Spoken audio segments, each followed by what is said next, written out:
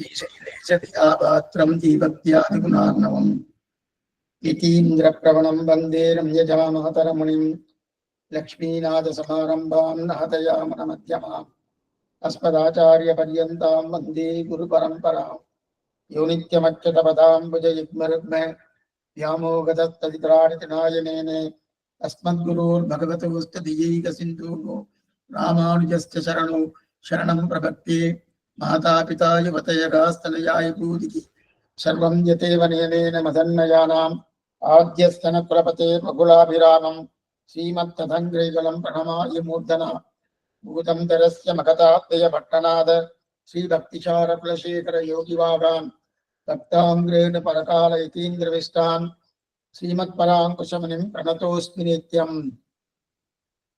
काषाय शोभिकमनीय शिखानिवेशं दण्डद्वयोद्बलकरं विमलोपवीतं उद्यन्ति ये सनिभं उल्लतद्भूतपुण्ड्रं रूपं तवास्ति यतिराज ईशोर्णमाग्र्ये.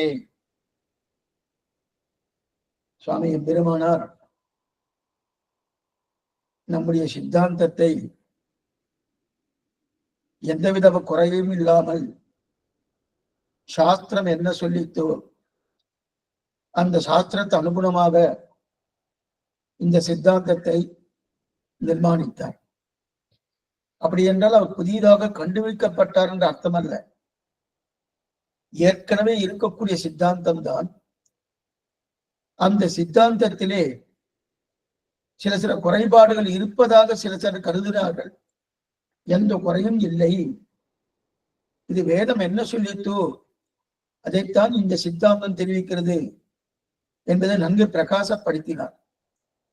அந்த பிரகாசப்படுத்தப்பட்ட அந்த விஷயத்தை இன்னும் சுலபமாக்கி நம் போன்றவர்களுக்கெல்லாம் கொடுக்க வேண்டும் என்கிற ஆர்த்தியோடு ஆசையோடு மிகவும் விருப்பத்தோடு கருணையோடு சுவாமி சோழசிம்மபுரம் ஜடியாச்சாரிய சுவாமியுடைய சத்சிஷ்யராக இருக்கக்கூடிய சீனிவாசாச்சாரிய சுவாமி யதீந்திரமத தீபிகா என்கிற கிரந்தத்தை அனுகிரகித்தார்.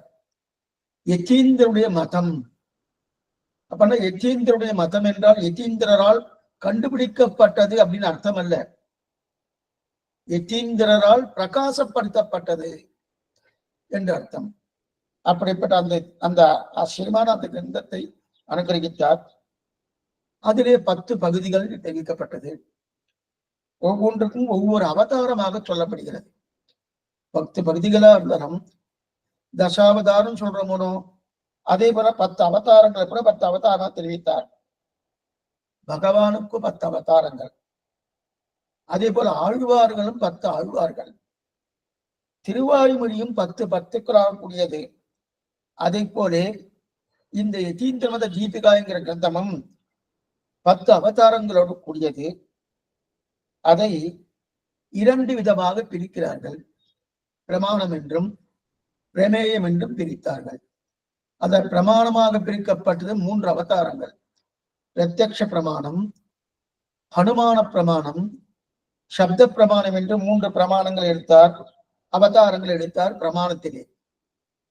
அதற்கு மேலே பிரமேயம்.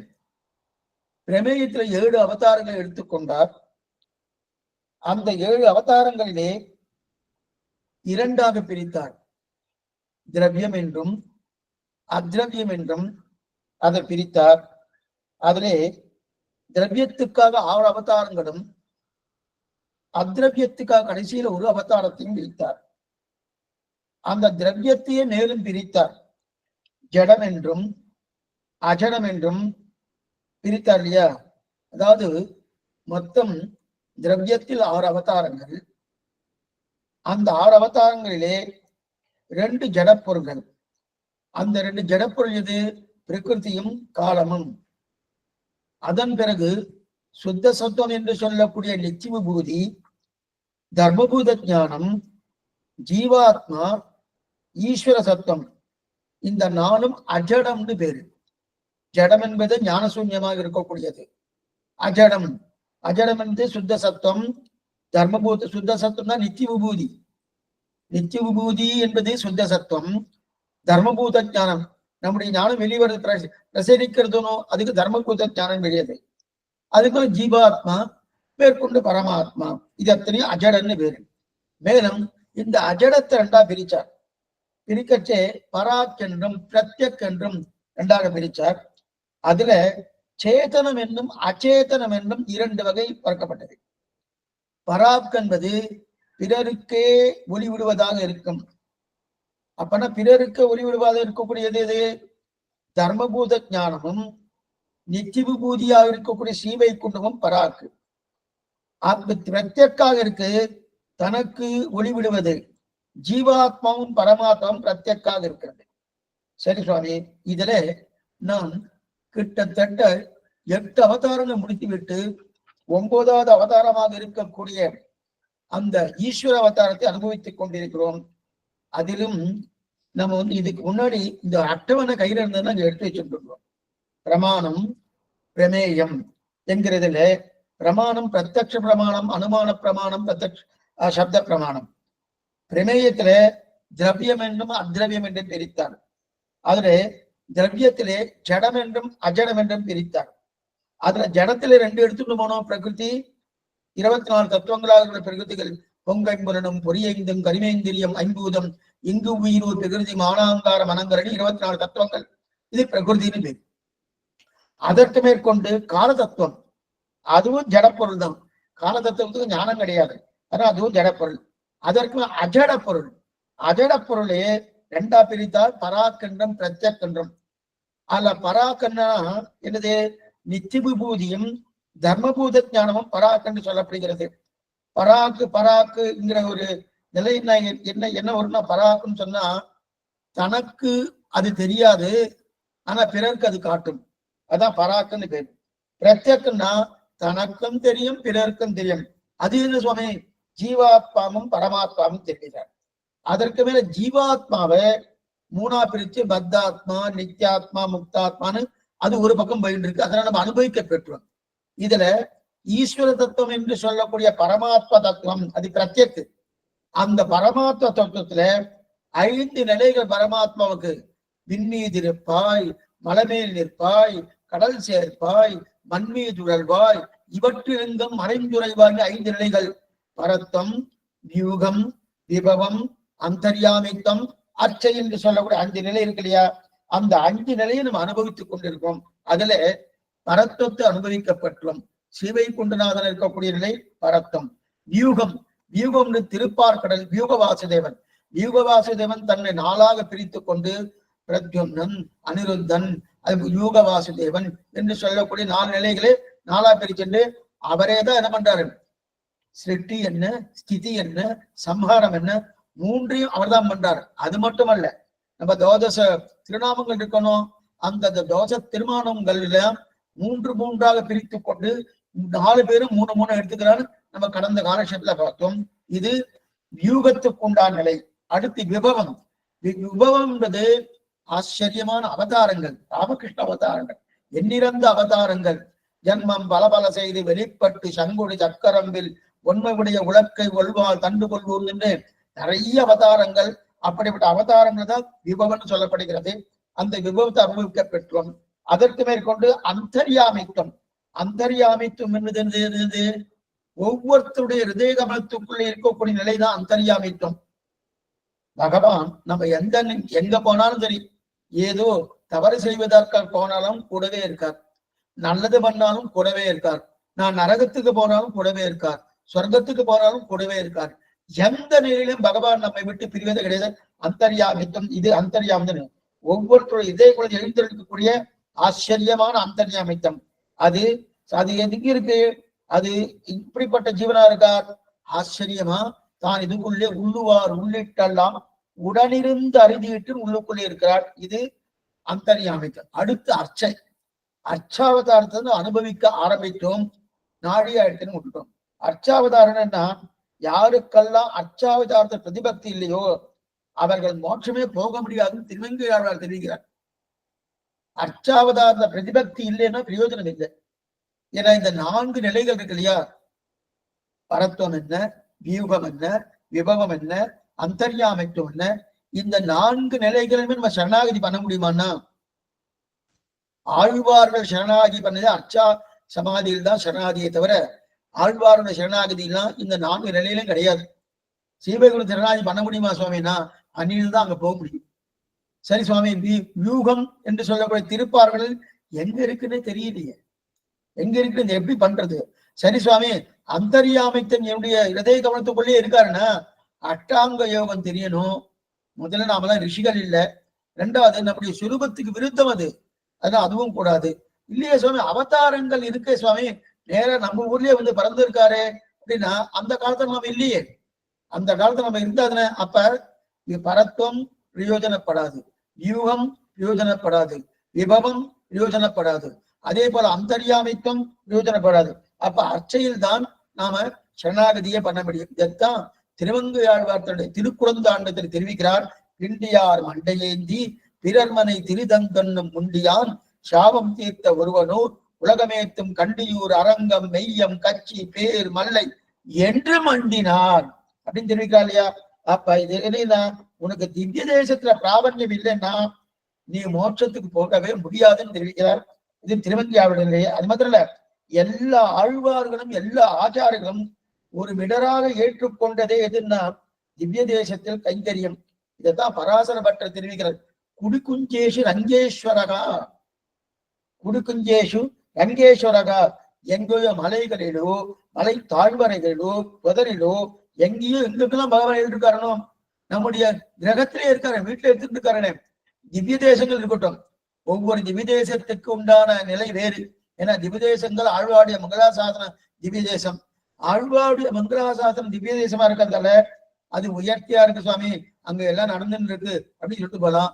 ஒண்ணுபடி நம்ம ஆத்திலேயே இருக்காரு பெருமாள், ஆத்திலே உட்கார்ந்துட்டு இருக்காரோ. திவ்ய தேசத்தில் இருக்கிறதுனா அது இருக்கட்டும் சுவாமி. நம்ம வீட்டுல ஒவ்வொரு வீட்லயும் புதுசா ஒருத்தர் வீடு கட்டுறாருன்னு வச்சுக்கோ, யாரும் தவறான நினைக்க வேண்டாம். வீடு கட்டிட்டு இருக்கான்னா எத்தனை மாடி, எத்தனை உள்ளு, எத்தனை, இது ஒரு 4 பெட்ரூமு 5 பெட்ரூமு, இது உள்ள வரத்துக்கு உண்டான இது வரவேற்பு அறை, என்னென்ன அறைகள் உண்டோ கிட்டத்தட்ட 10-15 அறைகள் வச்சுட்டு இருக்கா. ஒவ்வொருத்தரும் தனித்தனியா வச்சுட்டு இருக்கா. இந்த பாருங்க, ஒரு சுவாமி அழிச்சு போய் காமிக்கிறாரு. இந்த பாருங்க சுவாமி, இங்க இது இருக்கு, இங்க இது இருக்கு, இங்க இது இருக்கு, இங்க இருக்கு அப்படின்னு சொல்லிட்டு இருக்கார். பெருமாள் எங்க இருக்காருன்னு கேட்டோம். அதுவும் பெருமாள் நிறைய இடம் கொடுத்துருக்கேன் அப்படின்னு நேரா தான் தனிக பண்ற இடத்துக்கு அடுத்து அழிச்சுட்டு போனார். அங்க நிறைய அலமாரி இருக்கு. இந்த பக்கம் ஒரு அலமாரியில, ஒரு அலமாரிக்குள்ள 4 தட்டு இருக்கு. அதுல மேல் தட்டுல உப்பு மிளகாலாம் வச்சிருக்கான், கீழ்த்தட்டுல அதுக்குன்னா வடை மத்தல் இதெல்லாம் வச்சிருக்கா. நடுத்தட்டுல பூர்த்தியா பெருமாள் பூர்த்திட்டேன், நடுத்தட்டு பூர்த்தியா பெருமாள் பூர்த்தி என்னமா எழுதிருக்காரு பாருங்க, அதை பூர்த்தியா கொடுத்தேன்னு. ஆனா அங்கிருந்து அவர் கிளம்புறதே இல்லை, இங்கதான் கொடுத்துருக்கானே. உள்ளு நிறைய ரூம்ஸ் நிறைய கட்டி வச்சிருக்கானோ, எனக்குன்னு ஏதாவது ரூம் கொடுத்துருக்கான கொடுக்கலையேன்னு கவலைப்பட்டு கொண்டு அங்கிருந்து கிளம்பி போறாருன்னா கிளம்புறதே இல்லை. கிளம்புறது இல்லாத மட்டும் இல்லை, இவர் என்ன கொடுக்குறாரோ அது கொடுக்குறா என்ற அபிப்பிராயத்தை சொல்லிட்டு இருக்கேன். என்ன கொடுக்குறாரோ அதை ஏத்துக்கிறாரு. அது மட்டும் இல்ல, என்ன திரவியமோ நம்ம எந்த திரவியம் கொடுக்குறோமோ அதனால ஒரு விக்கிரகம் ஏற்படுது. தமறு வந்தது எவ்வுருவம் அவ்வுருவம் தானே, தமறு வந்தது எப்பேர் மற்ற பேர். இவர் எந்த திரவியத்தை கொண்டு இவன் அந்த விக்கிரகம் பண்றானோ அந்த திரவியத்திலேயே தன்னுடைய பூர்ணமான அப்ராகிருதமான திருமேனியை வைக்கிறான். தெரிவிக்கிறது சாஸ்திரம். அப்படி இருக்கச்சே அங்கிட்டு கொண்டு இருக்கிறானோ இவரை வீட்டை கூட்டிட்டு போயிடுறாரு. எங்கேயோ கேளிக்கைக்கோ எங்கேயோ போயிடுறானோ போனாலும் அவர் அங்கேயே இருக்காரு, அங்கேயே இருக்காரு. என்ன சுவாமி கூட்டிட்டு போயிட்டாரு, உங்களுக்கு ஒன்றும் பண்ணலையானா, எனக்காக தான் புஷ்பம் வாங்க போயிருக்காரு, எனக்காக தான் தலிகை பண்றதுக்காக தான் கரிகா வாங்க போயிருக்காரு அப்படின்னு நினைச்சிட்டு இருக்கானே தவிர இதை நினைக்க பராசர பண்றது இருக்கிறார். இதை நினைக்கச்சது என்னோட உள்ளம் முருகுறது உதவிட்டார். என் உள்ளம் முருகுகிறது என்றாரு. ஏன்னா அவரெல்லாம் உள்ளகெல்லாம் உருகவே உருகாது, இருந்தாலும் அவருடைய உள்ளமே உருகுகிறது என்றார். அர்த்தம்னா அந்த அளவுக்கு சௌலபியம் சௌசீல்யம் எளிமையாக தான் பின்னானான் வணங்கும் சோதி திருமூடி கலத்தானாய் முதலானாயினே அப்படின்னு இருக்காரனோ. அது மட்டும் இல்ல, சாமான்யமா திவ்ய தேசங்கள்ல போனோம்னா அந்த திவ்ய தேசத்தை அன்னைக்கு என்ன கொடுக்குறாரோ அதுதான் சாப்பிடுறது. நம்ம ஆத்து பெருமாளே நீங்க புளியோரை சாப்பிடலாம்னு நினைச்சிட்டு இருப்பார். நாம இன்னைக்கு சக்கரமங்கள் கொடுக்குறோம், நீ கொடுக்கறையும் சாப்பிடுறேன். இன்னைக்கு சுண்டல் தான் இருக்கு சாப்பிடுங்க. இன்னைக்கு வெறும் தீர்த்தம் தான். அடி இந்த தீர்த்தம் தான் சொன்னேன்றபடியால் தீர்த்தம் கூட கொடுக்கலாம் போடுங்க, தீர்த்தம் கொடுக்கலாம். ஆனா தீர்த்தமும் கொடுக்கலாம் சொன்னேனே தவிர தீர்த்தத்தோட நிறுத்தணும்னு அர்த்தம் இல்லை. என்ன புரிஞ்சுக்கோ, ஏதாவது பிரசாதம் கண்ட்ரோல்ல பண்ணி ஆகணும். எதுக்கு சொல்ல வந்தேன்னா இன்னைக்கு தீர்த்தம் தானா, தீர்த்தம் தானா சரி பரவாயில்ல, அப்படின்னு அதுக்கும் விசாம இருக்கா இல்லையா? இதுதான் இதுதான் ஆச்சரியமா தெரிவிக்கிறாங்க ஸ்ரீவச்சன பூஷணத்துல. இதிலே பிரபக்தி பண்ணும் அதிகாரிகள் மூவர். குணபூர்த்தி இருக்கும் இடத்துக்கு தான் பிரபக்திக்கு விஷயம் தெரிகிறார். அப்ப அந்த குணபூர்த்தி எங்க இருக்குன்னா அச்சையில தான் குணபூர்த்தி இருக்கு. குணபூர்த்தி இருக்க விஷயம் தான் பிரபக்திக்கு அப்படி தெரிவிக்கிறா இல்லையா? ஏன்னா பிரபக்தி மட்டும் இது இருந்துட்டா போறாது. குணபூர்த்தின யார் ஒருத்தர் சுலபனோ அவர்களுக்கு சரணாகதியே பண்ண முடியும். சுலபனா இருக்கிறவன் தான் சரணாகதியே பண்ண முடியும். அதனால்தான் ஆழ்வார்கள் பரத்வத்தில் சரணாகதி பண்ணாலா? இல்ல. வியூகத்தில் சரணாகதி பண்ணாலா? இல்ல. விபத்தில் சரணாகதி பண்ணாலா? இல்ல. அந்தரியாம இருக்கே சுவாமி. அப்ப அட்சயில தான் சரணாகதி பண்ணியிருக்கார். ஆழ்வார் 5 சரணாகதி பண்ணார். நோற்ற நோன்பினேன் 6வது மானை நோக்க நல்லி பிறந்தவாறும் வளர்ந்தவாறும் அகலகில்லேன் இறையுண்டு 5 சரணாகதி. நம்மாழ்வார் 5 சரணாகதி. திருமங்கை ஆழ்வார் 10 சரணாகதி. எல்லாமே அச்சையில தான்.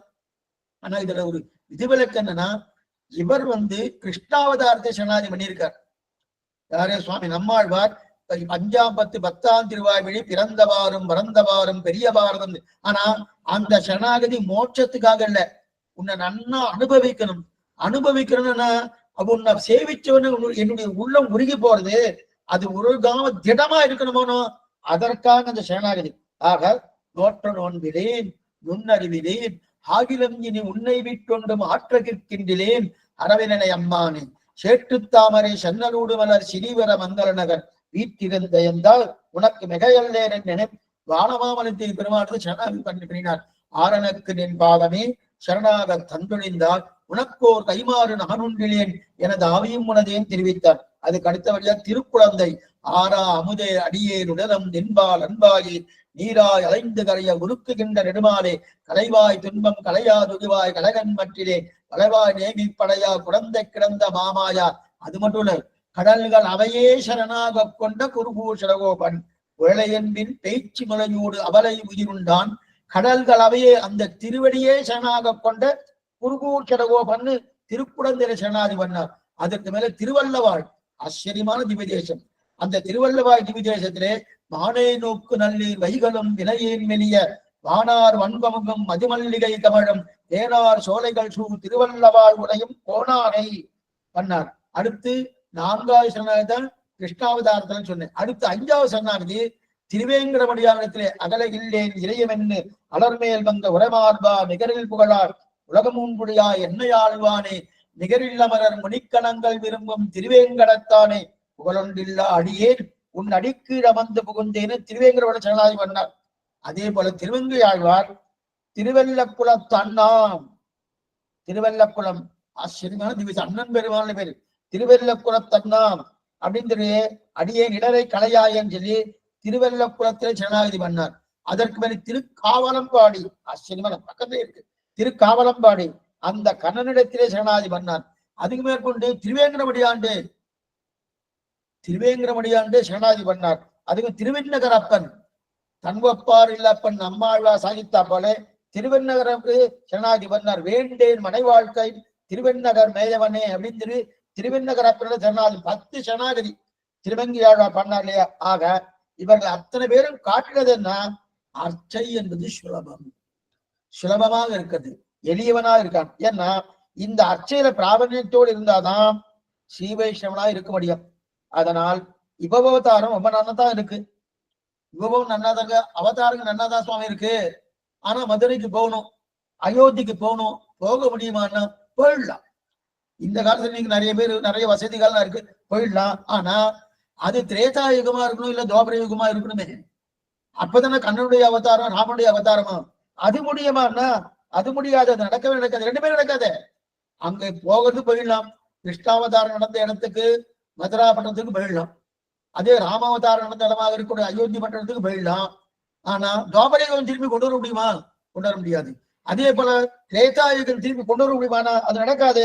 அப்ப தேசத்தாலோ காலத்தாலோ தள்ளி போயிடுத்தணும். அதனால தேசத்தாலும் காலத்தாலும் எது தள்ளிடுதுன்னா, இப்ப நினைச்சாலும் திருவல்லிக்கணுமே சேர்க்கலாம். இப்ப நினைச்சா ஒரு நேர காஞ்சிபுரம் தேவ பெருமாள் ஆச்சரியமா பெருமாள் அந்த பெருமாளை சேவிக்கலாம். இப்ப நினைச்சாலும் நேர திருவரங்கனால் சேவிக்கலாமோ? அப்படி ஆசிரியனுக்கு பிடித்திருக்கக்கூடிய திரவியத்தை ஏற்றுக்கொண்டு அது எந்த திருமேனியோ அந்த திருமேனியை ஏத்துக்கிறானோ தமருகந்தது எவ்வுருவம் அவ்வுருவம் தானே. நான் இன்னைக்கு வராகனா சேவிக்கணும், அதுக்கு தகுந்த ராகனா இருக்கார். அதே போல இன்னைக்கு ஒண்ணுமில்ல ராமபிரானா சேவிக்கணும் இருக்கார். அதே போல கண்ணனா சேவிக்கணும் அதுவும் இருக்காரணும். நீ எந்த திருமேனியை ஏற்றுக்கொண்டு விருப்பப்படுறியோ அதுக்கு தகுந்த விருப்பத்தோடு அந்த சரீரத்தை பகவான் எடுத்துக்கிறாரணும். அது மட்டும் இல்ல, அந்த விருப்பப்பட்ட சரீரத்துல நாம என்ன பண்றோம், தங்கம் அநேகமா இருக்காது, வெள்ளி கொஞ்சம் இருக்கும், எல்லாமே பித்தளையும் செம்பும் தான் நிறைய இருக்கும். பித்தளை, செம்பு, தங்கம், வெள்ளி இதெல்லாம் சேர்த்து ஒரு பஞ்ச திருமேனி அது சொல்றாரணும். அந்த மாதிரி அந்த திருமேனி இருந்தாலும் அந்த திருமேனிக்குள்ள தன்னுடைய அப்ராகிருதமான திவ்ய திருமேனி அதுக்குள்ள வைக்கிறாரணும். நாம என்ன நினைச்சிட்டு இருக்கோம், நான் கொடுத்த வெள்ளி, நான் கொடுத்த செம்பு, நான் கொடுத்த பித்தளை, நான் கொடுத்த திரவியங்கள், அந்த திரவியத்தால் பண்ணப்பட்ட அந்த திரவியத்துக்குள்ளே தன்னுடைய அப்ராகிருதமான திருமேனியை கொண்டு அதுக்குள்ள வைக்கிறார். நாம பண்ணல, அது பகவான் தான் பண்றாரு. அப்புறம் திருவிக்கிறார் இல்லையா? அப்ப நாம் கொடுத்த திரவியமாதனம் அந்த திரவியத்தை தான் ஆச்சரியமா எடுத்துக்கிறானோ அதுதான் திருவிக்கிறார். அப்ப அது மட்டும், அது எடுத்துனது மட்டும் இல்ல, நாம் தான் இதுல வந்திருக்கேன், என்னுடைய திவ்யமான அப்ராகிருதமான திவ்யமான திருமேனி நான் தான் கொண்டு வந்து வச்சிருக்கேன், என்னுடைய விருப்பப்படிதான் நான் இருப்பேன். பகவான் சொல்றதே இல்லையா, அர்ச்சக பராதீனகா அகிலாஸ்மதிகி. அர்ச்சகர் என்ன சொல்றாரு அது பிரகாரம் இருக்காரு. அது மட்டும் இல்ல, அர்ச்சகர் கொஞ்சம் நகத்தினார் வச்சுக்கேன், இந்த இடத்துல இங்க ஒரு பலகை இருக்கு, திருமஞ்சன பேரி, அந்த திருமஞ்சன பேரில் வேலை பண்ணிட்டார், வேலை பண்ணிட்டு அங்கேயே அலங்காரம் பண்ணிட்டு இருக்கார். இல்ல எனக்கு தனியா தொட்டி வேணும், தொட்டியில தான் நான் போய் உட்காரணும்னா அவரே போய் உட்கார முடியுமான்னா முடியாது. அதையும் அர்ச்சகர் பண்ணாதான் உண்டே தவிர ஒண்ணு சில விதேசலாம் முறைன்னா திருமண் காப்பு அப்படி கலைஞ்சிருக்கும், திலகம் அப்படி கலைஞ்சிருக்கும். கலைஞ்சிருக்க சுவாமி நாமே சில வஸ்திரங்கள் சரியா இல்லைன்னா உடனே சரி பண்ணிக்கிறோமனோ, அதுவும் முக்கியமா ஸ்ரீகள்லாம் சரியா இல்லைன்னா சரி பண்ணிக்கிறாளனோ. அந்த மாதிரி அவரு திருமண் காப்பு சரியா இல்லை, என்னுடைய திருவாவணம் எல்லாம் கொஞ்சம் கலைஞ்சிருக்கு, சரி பண்ணிக்கிறேன்னு சரி பண்ணிக்கிறாருன்னா யத்தியம் பண்ணிருக்கிறது. அர்ச்சகர் பண்ணாதான் உண்டு, இல்லைன்னா கிடையாது. அர்ச்சக பராதீனக அகிலாஸ்மதிகே, அர்ச்சகனுக்கு அதீனப்பட்டுதான் நித்தியமே ஸ்நானமே. திருமஞ்சனாலே அர்ச்சகனுக்கு அதீனப்பட்டுதான். அது மட்டும் இல்ல, அவன் நகரன்னால விட சாதாரணமா சில திவ்ய தேசம் பெருமாள் ரொம்ப பலிஷ்டனா இருப்பார். 3 பேராது வேணும், 3 சுவாமிகளாவது வேணும். அந்த 3 சுவாமிகள், அதுவும் கைத்தல சேவை, திருக்கைத்தல சேவைன்னா 3 சுவாமிகள் 4 சுவாமிகள் வந்தா தான் ஏழை பண்ண முடியும் இல்லையா? சரி சுவாமி ஏழை பண்ணியாச்சே, நடுவில் விட்டுட்டு போகணும்னா போக முடியாது, விட்டுட்டு போக முடியும்னா எங்கேயும் போக முடியாது, அங்கேதான் இருந்து காத்துக்கிறா இல்லையா? அப்ப ஒண்ணு விட நாம அப்படியே தோழிப்பிரியான தலை பண்ணிட்டு வரும், கொஞ்சம் அப்படி அப்படி அசைஞ்சுட்டு வச்சுக்கேன். அசைகிறது நான் ஜாகிரதையா இருக்கு நம்ம எதிர்பார்னா கீழே விழுந்தா அவ்வளவுதான். அதுக்கும் அவன் ஏதாவது பாத்துக்கிறான்னா ஒண்ணு, தன்னை தானே ரட்சித்துக் கொள்ள முடியாமல் தன்னுடைய சுவாதந்திரியத்தையும் தனக்கு இருக்கக்கூடிய நிலையும் குலைத்து கொண்டு அர்ச்சா திருமையில் இருக்கிறார். அது மட்டும் இல்ல, அவருக்கு தன்னுடைய வஸ்திரத்திலேயோ தனக்கு பக்கத்திலேயோ நெருப்பு ஏதாவது வந்து விட்டோன்னா, ஐயோ நெருப்பு வந்துருத்தே, நான் பக்கத்துல போனமே, என்ன அணைக்கணுமே, ஏதா பண்றாரோ ஒண்ணும் பண்ண மாட்டார். யாரு என்ன பண்ணாலும் எந்த நடவடிக்கையும் எடுக்கிறதே கிடையாது. ஏன்னா பக்கத்துல வந்து திருடிட்டு இருக்கான், வட்டுல வெள்ளி வட்டில் திருடிட்டு இருக்கானோ, திருடிட்டு இருக்கான சுவாமி நடவடிக்கை எடுக்கப்படாதான் உனக்கு கையில ஒரு கோடு போட்டு எதுக்கு திருடிட்டு இருக்க, திருடாத அப்படின்னு சொல்ல போனோம், பேசாம பார்த்துட்டே இருக்காரு. யார் திருடினாலும் பார்த்துட்டே இருக்காரு. அது மட்டும் இல்ல, நீங்க என்னென்ன வேணுமோ அதெல்லாம் பண்ணிட்டே இருக்காரு. அது மட்டும் இல்ல, இவர் என்ன பிரசாதமோ அந்த பிரசாதத்தை எடுத்துட்டு பண்ணிட்டு இருக்காரு. அது மட்டும் இல்ல, இங்க அர்ச்சகர் என்ன பண்றாருன்னா ஆகம சாஸ்திரபரம் மாத்தி கூட பண்ணலாம், அதுக்கும் பேசாம இருந்துட்டு இருக்காரு இல்லையா? அதுக்கு மேல அவருடைய திருமேனி மேலேயே நிறைய கரப்பாம்பூச்சி போடுறது, எறும்பு இதெல்லாம் போடுறது போட்டு இருக்காச்சே. அவர் என்ன நினைக்கிறார் தெரியுமா? நம்ம சில பேர் என்ன நினைக்கிறா, என்ன சுவாமி சரியா மெயின்டைன் பண்ணல போட்டிருக்கு, விக்கிரகத்துல எறும்பு எல்லாம் போயிட்டு இருக்கு, அது கரப்பாம்பூச்சி. பகவான் நினைக்கிறதுனா நம்ம குழந்தைகள் நம்ம திருமேனி மேல போயிட்டு இருக்கு, நம்முடைய குழந்தைகள் நம்முடைய திருமேனி மேல போயிட்டு இருக்கு அப்படின்னு நினைச்சிருக்காரனோ.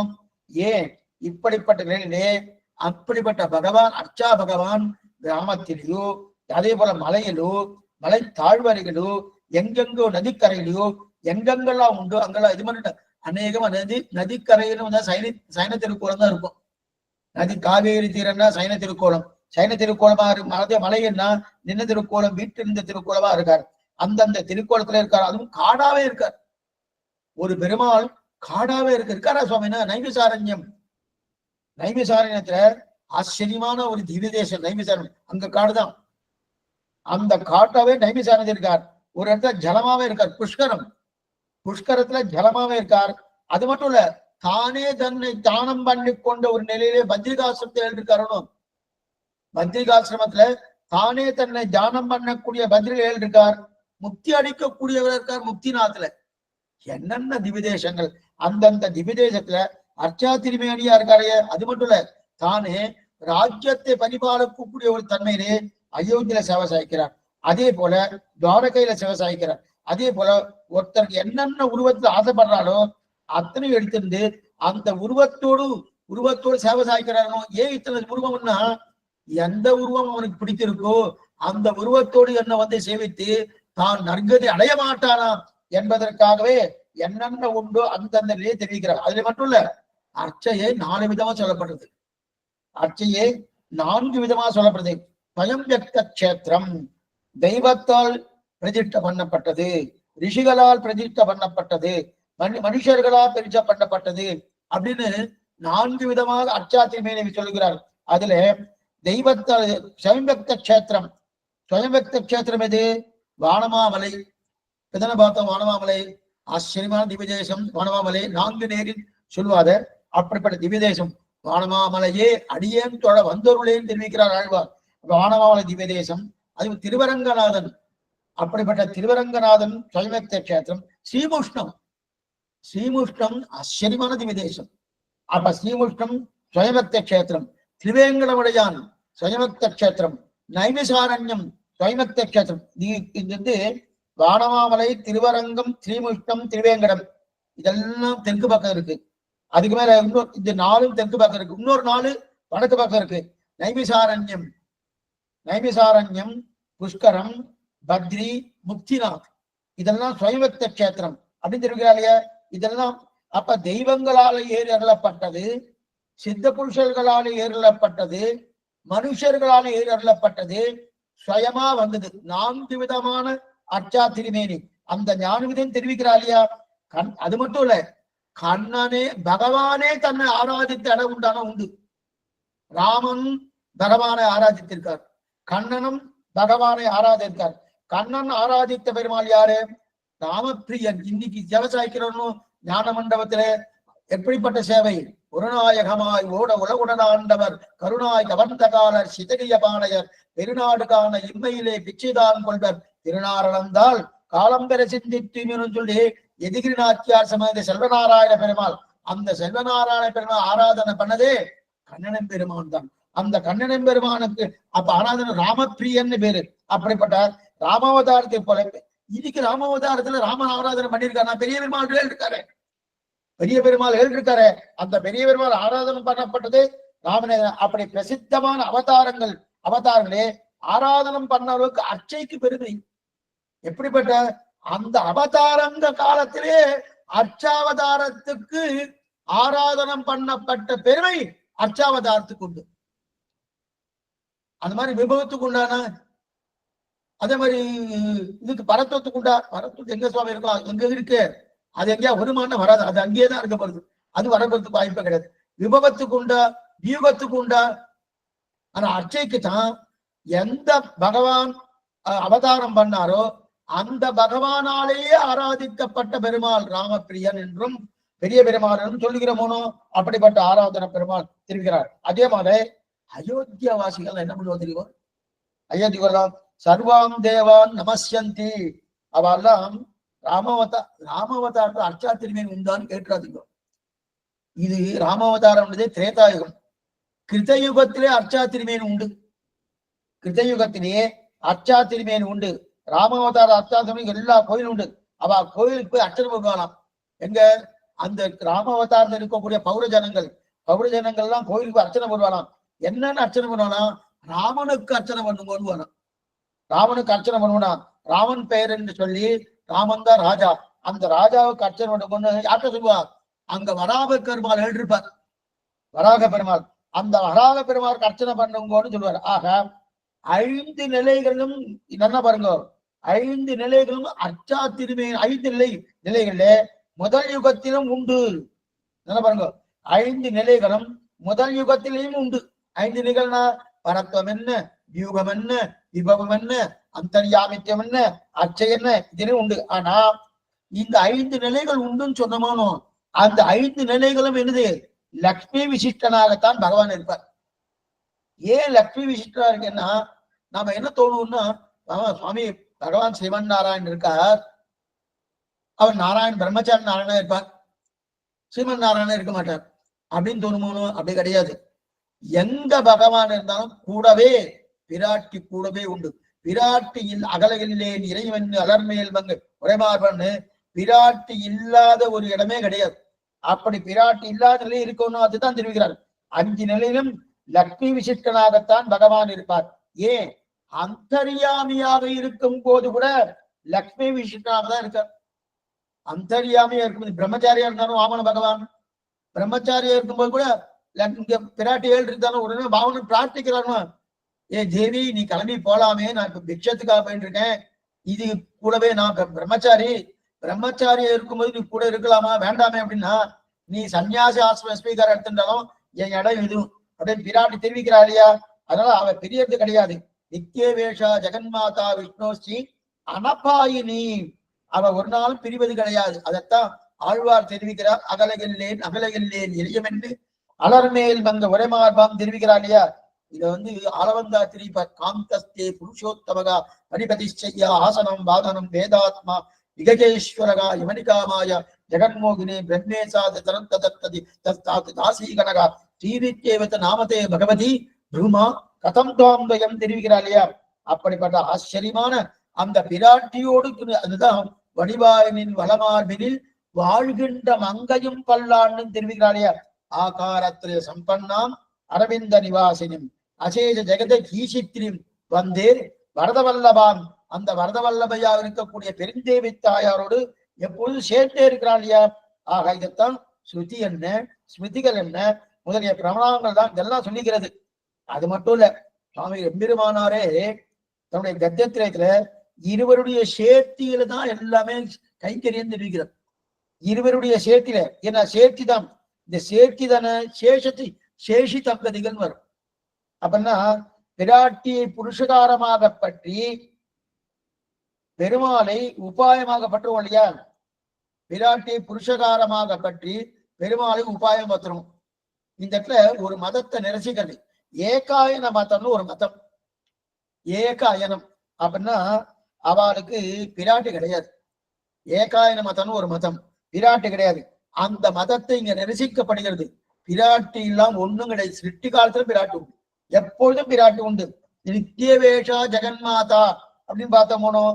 அதனால்தான் தெரிவிக்கிறார். ஆகா, ஏன் சாஸ்திரமே சொல்லியிருக்கேன், புருஷ சுத்தம் ஸ்ரீச்சதே லக்ஷ்மீச்ச பத்னியவு, ஸ்ரீச்சதே லக்ஷ்மீச்ச பத்னியவு உபநிஷ சொல்லுபடியாரே அவரோடு கூடத்தான் பெருமாள் பிராபியமாக உள்ளார்.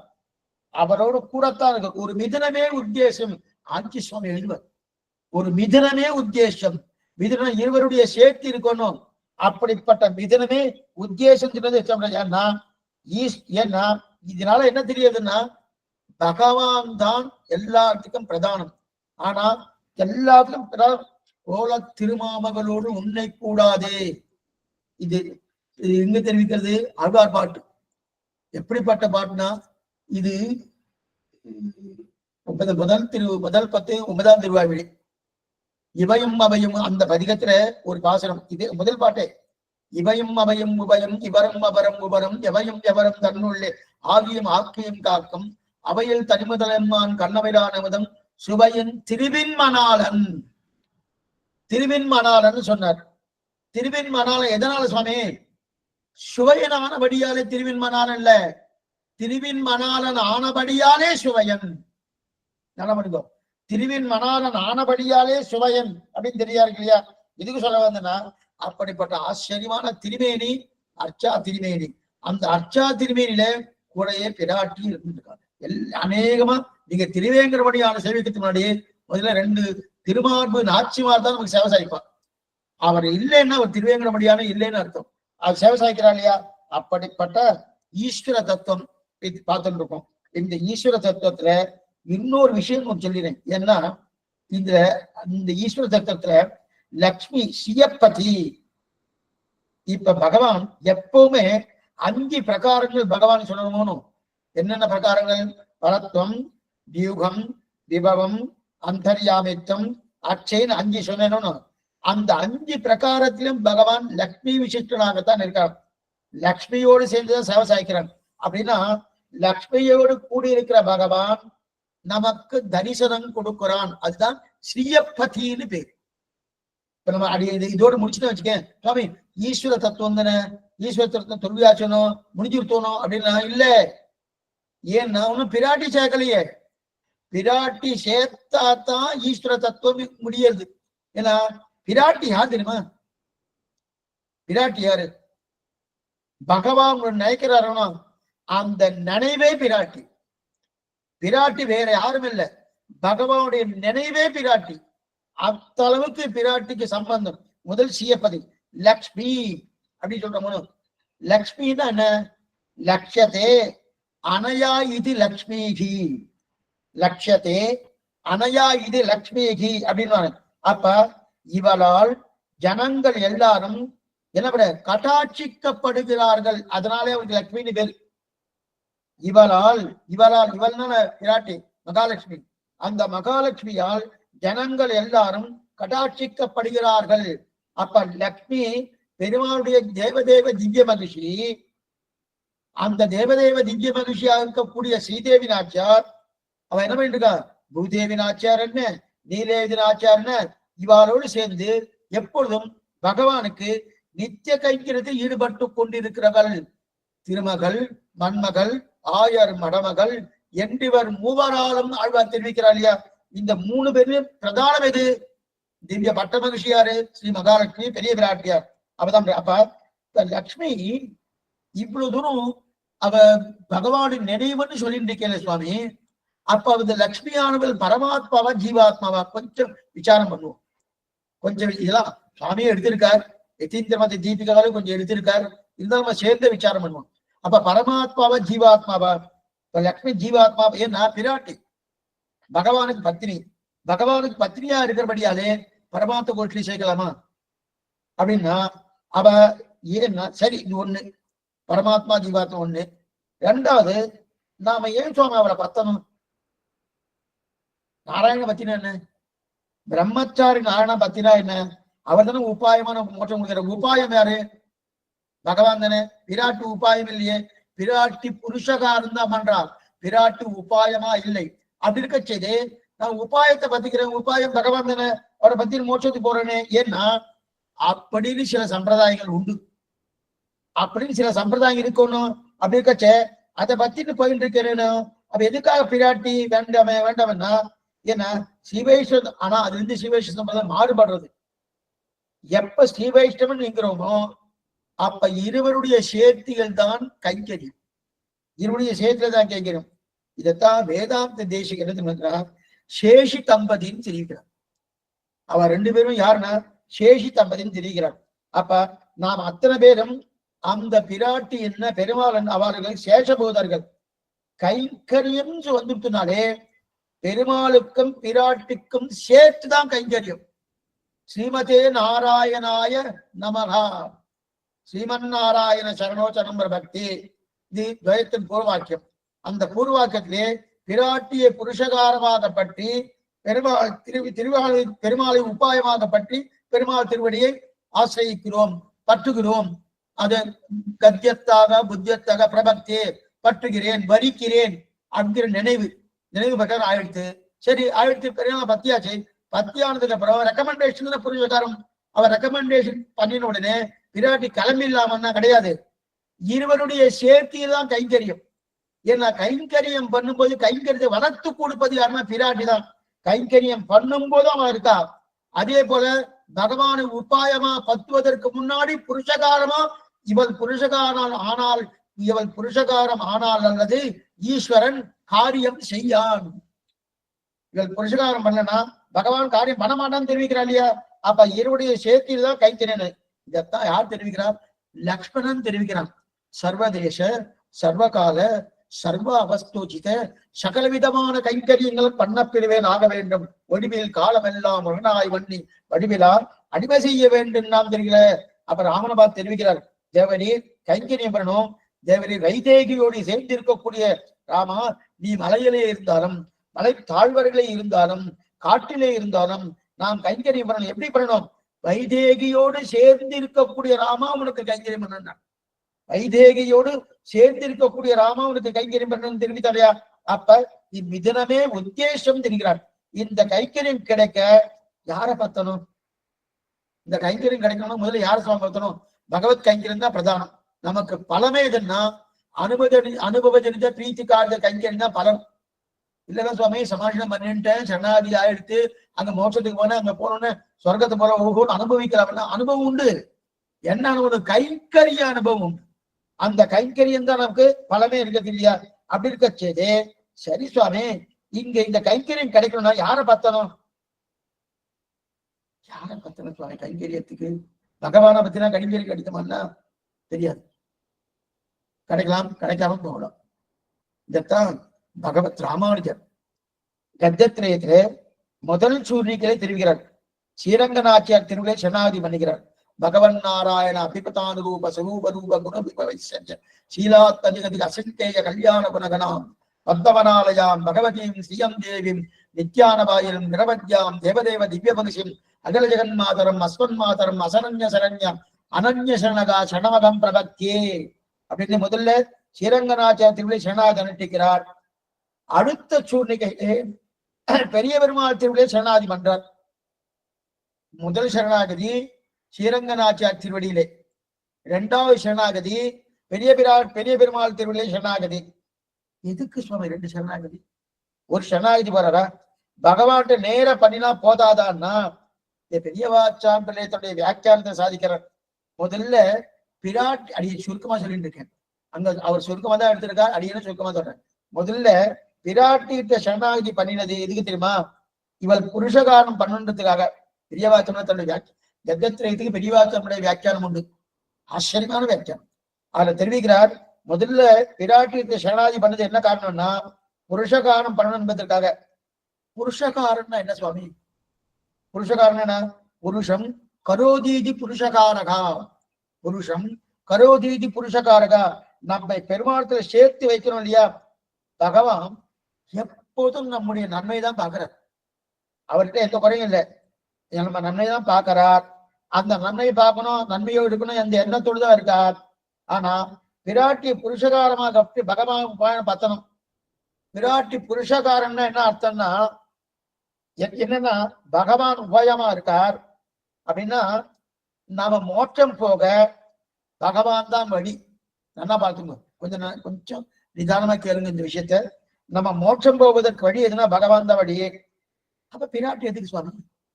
பிராட்டி எதுக்காக பார்த்தோம்னா அவசியமானா பிராட்டியை புருஷமாக பற்றினால்தான் ஈஸ்வரன் உபாயமாக தான் எடுத்துக்கொள்கிறான். இல்லைன்னா அவர் இருக்கிறது இல்லை.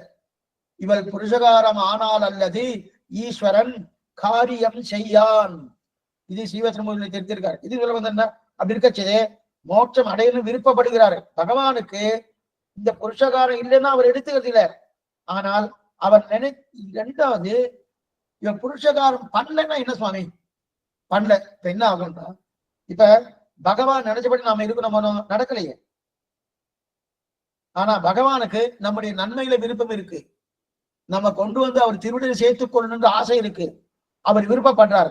விருப்பப்படுறபடி நம்ம நடக்கணுமோ அந்த மாதிரி நடக்கிறவன்னா நம்ம நடக்கிறது இல்லை.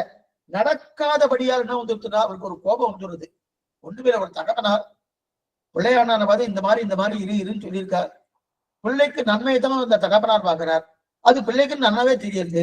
இருந்தாலும் அந்த பிள்ளையான என்ன பண்ணா தருதலை போல எங்கெங்கயோ சுற்றின்னு இருந்தா தகப்பனார் கோபமா வராதா அவருக்கு? அதனால வந்துட்டு பகவானுடைய திருவுள்ளத்துல நம்ம தருதலை போல சுற்றின்னு இருக்கோம். உண்டியே உடையே என் மண்டலத்தோடும் கூடுவதில்லையான்னு சுத்தின்னு இருக்கோம். சுத்தின்னு இருக்கிறதுனால பகவானுக்கு கோபம் வந்துருது. அந்த கோபம் மட்டுமல்ல, அதோட நமக்கு அனாதி காலமான பாபங்கள் இருக்கு இல்லையா, அது நம்ம கிட்ட நிறையவே இருக்கு. ஒன்னா ரெண்டா சஞ்சித கர்மா பிராரப்த கர்மா நிறைய கர்மாக்கள் உண்டு. அந்த பாவங்களா இருக்கணும் அது பூர்த்தமா இருக்கு. ஒரு பக்கம் நம்மிடத்துல பாவங்கள் இருக்கு, இன்னொரு பக்கம் பகவான் சொன்னதை நம்ம கேட்கல. இதம் குரு, இதம் ஆகாஷி, இத பண்ணு, ஆணுகூல்யச சங்கல்பகா பிராத்திகூல்யச வர்ஜனம், எதெல்லாம் எனக்கு பிடிக்குமோ அதை பண்ணு, எதெல்லாம் எனக்கு பிடிக்காது அது பண்ணாதேன்னு சொல்லியிருக்கிறார். அது பண்ணா தெரிவித்தது மட்டும் இல்ல, பிடித்தது இது பிடிக்காத இதே சொல்லி கொடுத்திருக்காரு. இத்தனை இருந்தோம் நம்ம வேணுன்ட்டு என்ன பண்ணோம், நம்ம சரீரத்தை பார்த்து கொண்டு அவரை விட்டுட்டோம். அதனால ஒரு கோபம் வந்துட்டு, இப்ப ஒரு பக்கம் நம்முடைய அனாதி காலமான பாவங்கள், அந்த பாவங்களை பார்த்த உடனே கோபம்னு கொப்பளிச்சுன்னு வருது. சரி, அந்த பாவம் ஒரு பக்கம் இருக்கட்டும் சுவாமி, நம்ம சொன்னத்தையா கேட்டான அதையும் கேட்கலையனும். இப்ப கோபம் ரெப்பிட்டு ஆயிடுச்சு. ரெப்பிட்டு ஆனோடனே இவனுக்கு மோட்சம் கொடுக்கணுமா, முக்தி கொடுக்கணுமா என்கிற எண்ணம் பகவான் நன்றி ததாமி அப்படின்னு கொடுக்க வேண்டிய பகவான் ஷிபாமின்னு நரகத்தை தள்ளுவதற்கு உண்டான கோபம் கொள்கிறார். ஷிபாமி ததாமின்னு கொடுக்கணும், ததாமின்னு கொடுக்காம ஷிபாமி என்று சொல்லக்கூடிய ஒரு தன்மையிலே என்னை கொண்டு போய் நரகத்துல தள்ளுறது கோபம் வந்துடுறது. இப்ப இந்த கோபத்தை யாரா மாற்றணும். இதை நம்ம ஆத்திலேயே பார்க்கலாம். தகப்பனாருக்கு அதிகமா கோபம் வந்துட்டு இருக்கும், தாயார் தான் மாத்துவா. சில வீட்டுல இது கொஞ்சம் மாறி இருக்கும், தாயாருக்கு அதிகமா இருக்கும். சொன்ன அந்த மாதிரிலாம் உண்டான்னா இப்ப காலம் மாறுறது வரும். காலம் மாறுறபடியான அந்த காலத்துலலாம் எல்லாம் அநேகமா தகப்பனார் தான் அந்த நிலை ஏற்படும். நீ கொஞ்சம் காலம் மாறி எடுத்தோம், மாறினபடியாவது மாறுறது இருக்கட்டும் இருக்கட்டும், எதுக்கு சொல்ல வந்தல ஏதோ ஒண்ணு. யாரா ஒருத்தர் கோபத்தை தணிக்கணுமோனோ, கோபத்தை பகவானுடைய கோபத்தை தணிக்கிறது யாரு மாத்தணுமோனோ. அப்ப மாத்தணும்னா ரெண்டு காரியம் பண்ணணும். ஒண்ணு, நம்மிடத்திலே பகவானுடைய கோபத்தை தணிப்பதற்கு ஒரு நிலை வேணும், நம்மிடத்திலே கருணை இருக்கணும், பகவான்கிட்ட செல்வாக்கு இருக்கணும். என்னன்னா இப்ப யாரோ ஒருத்தர் பகவான்கிட்ட ரெக்கமெண்டேஷன் பண்றான்னு வச்சுக்கேன், இவ சொன்னா அவர் எடுத்துக்கிற மாதிரி இருக்கணும். அப்ப அந்த செல்வாக்கு பூர்த்தியா கட்ட இருக்கணும். யார் ரெக்கமெண்டேஷன் பண்றாலும் அது ஒண்ணு. ரெக்கமெண்டேஷன் பண்ணா மட்டும் போறாது, அதுதான் புருஷகாரம். பண்ணா மட்டும் போறாது, நம்மேல கருணை இருக்கணும். ஓ, இந்த ஜீவாத்மா அப்படி பாழா பயிர் இருக்கானே அப்படின்னு சொல்லி நம்ம மேல கருணை இருக்கணுமோ, கருணை இருக்கணும். இந்த ரெண்டுமே இருக்கணுமோ. அப்படி இருக்கக்கூடிய யாரு? விராட்டி. விராட்டி அவதான் நித்திய வேஷா ஜெகன்மாதா விஷ்ணோர்ஷி அனப்பாயின்னு அதான் அகலகில் ஏறி விட்டு பிரியாம இருக்கா இல்லையா. அவ என்ன பண்றா, மகாலட்சுமி பெருமாளை என்ன பண்றா, அவளை பார்த்து என்ன பண்ணிருக்கா, லக்ஷ்மிகி புருஷகாரத்வே நிர்திஷ்டா பரமரிஷிகி. ஏன்னா இந்த புருஷகாரத்துவம் பகவான் தான் விராட்டிக்கு கொடுத்திருக்கார். நாம புருஷகாரம்னா விராட்டி இதை பண்றா போடணும் இல்ல, அந்த புருஷகாரத்துவத்தை கொடுத்து வைத்ததே பகவான் தான் பிராட்டிக்கு. லக்ஷ்மி இது பாஞ்சராஜ் சாத்திரத்தை தெரிவிக்கிறது. லக்ஷ்மிகி புருஷகாரத்தே நிர்திஷ்டா பரமரிஷிகி. லக்ஷ்மி புருஷகார பூஜையாக வைக்கப்பட்டுள்ளாள். லக்ஷ்மி அப்படின்னா அவளை பற்றித்தான் பகவான பத்தணும். அப்ப அவளை பத்தாம திருவேங்கடமுடியான சேவிக்கணும்னா முதல்ல இங்க போகணும், திருச்சானூர் போகணும். திருச்சானூர் சேவிச்சாதான் அங்க போக முடியும். இதுக்கு சொல்ல வந்து அதே போல அப்ப அவளை பத்தித்தான் பகவான பத்தணும். அப்ப அவள் செய்யறது என்ன, பகவான்கிட்ட பேசுறான். என்ன பேசுறா, நம் குற்றங்களை எல்லாம் பொறிப்பித்து அவருடைய கோபத்தை எல்லாம் மாற்றி அவர் வெந்நீரா இருக்கார். அந்த வெந்நீரை கொதிக்கக்கூடிய வெந்நீரை தண்ணீராக மாற்றக்கூடிய அனுகிரகம் எது அவர்கிட்ட இருக்கு. அந்த அனுகிரகம் பண்ற அவர் வெந்நீரா கொதிக்கிறாரு. எதனால கொதிக்கிறார்னா, என் மேல அவருக்கு நன்மை இல்லையான நிறைய இருக்கு. ஒன்னு ரெண்டு இல்ல, நிறைய நன்மைகள் இருக்கு. என்னன்னா நம்ம பேர் நன்மை இருக்கிறபடியாதான் இவன் மோட்சத்துக்கு போகணுமே மோட்சத்துக்கு போகணுமே சொன்னதை கேட்கலையே, நிறைய பாவத்தை அனாதி காலமா பாவத்தை வேற சம்பாதித்து வைத்துக் கொண்டிருக்கிறானே, இத்தனை இருக்கிறபடியாலே நம்மள முகத்தை தெரிவிக்கிறார். திருப்பிட்டா கூட விராட்டி சொல்படி கேட்கக்கூடிய ஒரு நிலை அவருக்கு ஏற்படுறது. ஏன்னா இவர் வெந்நீரா கொதிக்கிறார், அவர் தண்ணீரா மாத்தணும். புகு பகு சனோதீதி புருஷகா, புரு பகு சனோதீதி புருஷர், நிறைய கொடுக்கிறவரை ஆக்கணும். இவரை கொடுக்கிற நமக்கு கொடுக்கிறவரை ஆக்கணுமோ, அந்த மாதிரி ஆக்கணும்னா அவர் கொடுக்க மாட்டேன்றாரு. ஏன் கொடுக்க மாட்டேன்றா, நம்ம பார்த்தாலும் அவருக்கு பிடிக்கல. எதனால பிடிக்கல சாமி, நம்முடைய கர்மாக்கள்.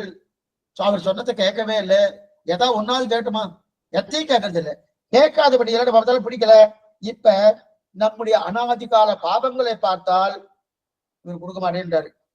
உம்முடைய இப்ப கொடுக்க மாட்டேன்றார். அவர் சொன்னதை கேட்காதபடியால கொடுக்க மாட்டேன்றார்.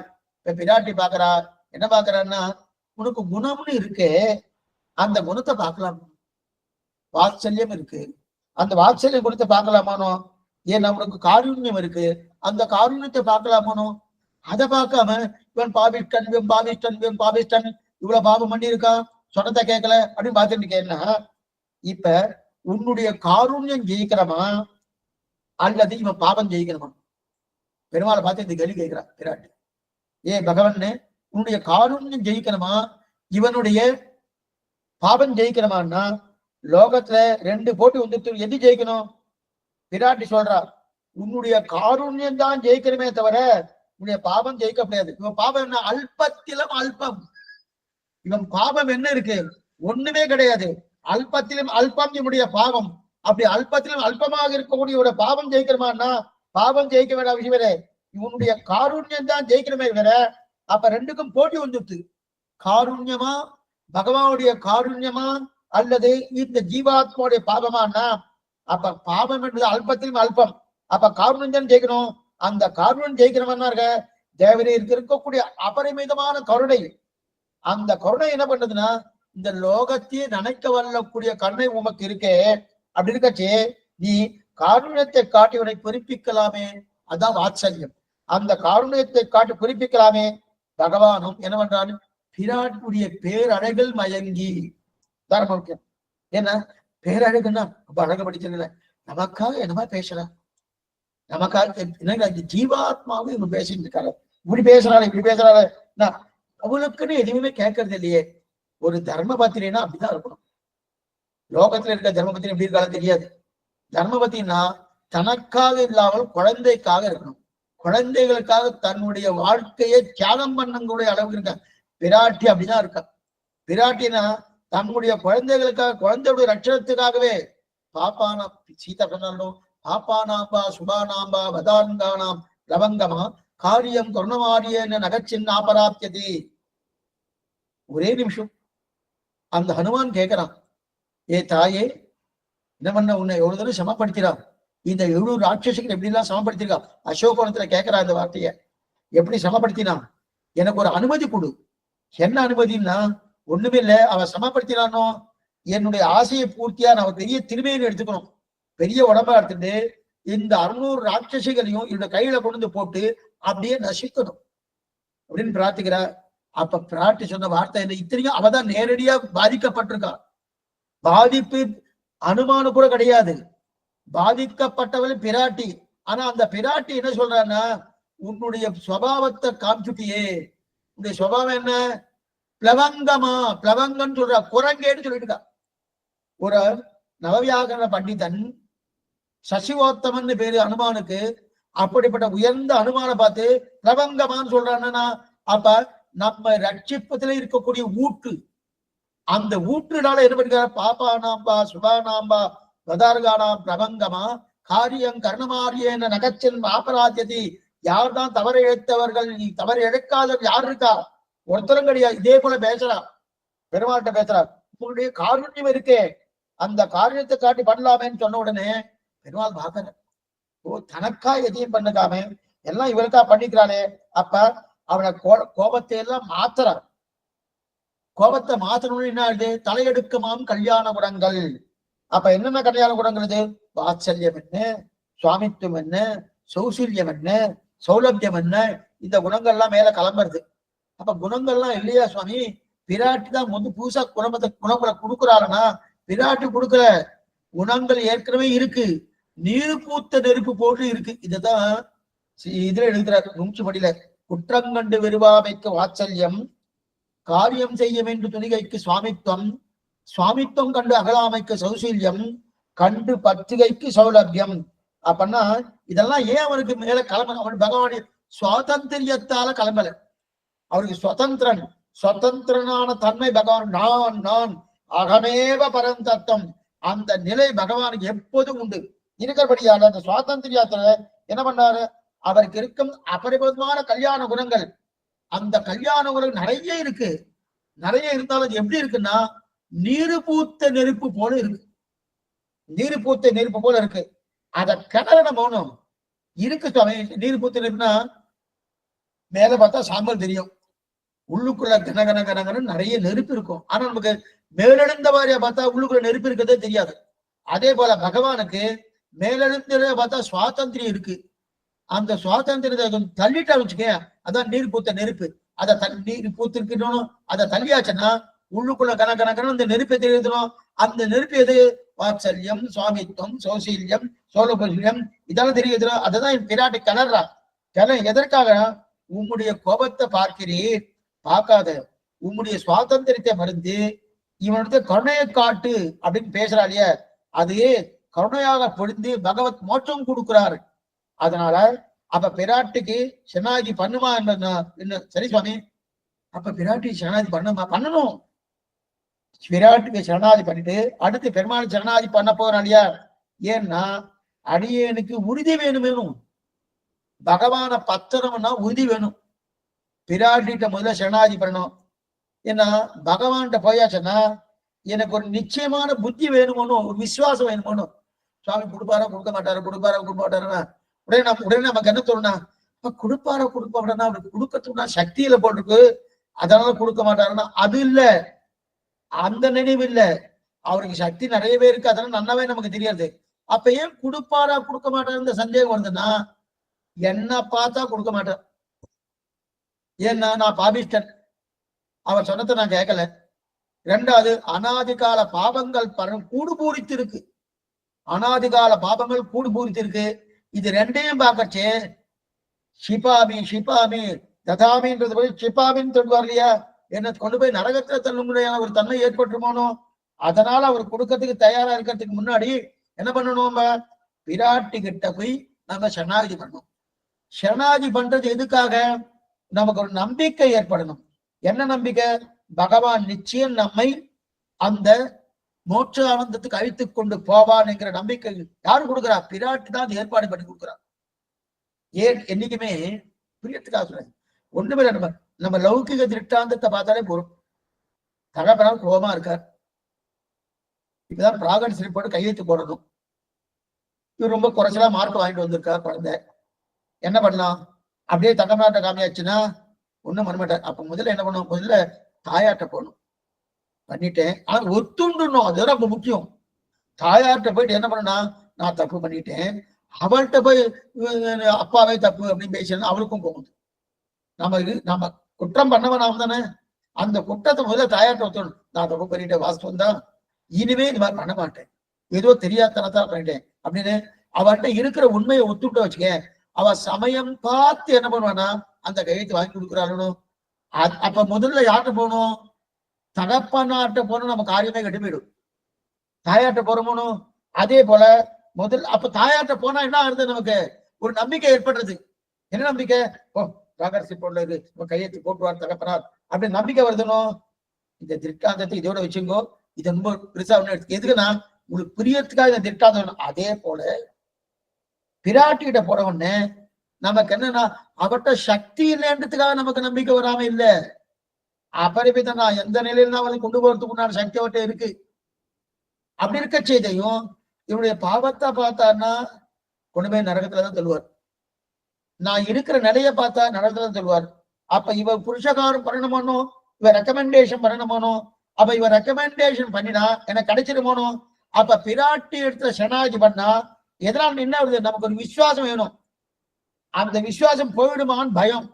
ஏன்னா உலகத்துல எத்தனை பேர் நம்பி இருக்கேன் சுவாமி, அது காரியமே நடக்கலையே. யாரா இருந்தாலும் கடைசியில கை விட்டுறா சுவாமி. நிறைய பேருக்கு பொண்ணு அவெல்லாம் கை விட்டுறா. கை விட்டுறது முதல்ல ஏமாற்றப்பட்டிருக்கோம், ஏமாற்றப்படுகிறோம், ஏமாற்றப்பட்டிருக்கிறோம், ரெண்டுமே இருக்கு இல்லையா? அப்ப அந்த ஏமாறுதல் உட்பட்டு பழக்கமாயிட்டோம். இந்த ரெண்டு இருக்கும். திடீர்னு பகவான் உபாயமா இருப்பார், அனாதிகால பாவங்களை மறப்பார் என்று சொன்னா நம்பிக்கை வரல. ஏன்னா உறுதி வரணுமோனோ. அந்த உறுதியே தேவரே தான் கொடுக்கணும் என்பதுதான் பிராட்டிட்ட பிரார்த்திக்கிறோம். ஏன்னா நம்ம இத்தனை பாபிஸ்டனா இருக்கணும்.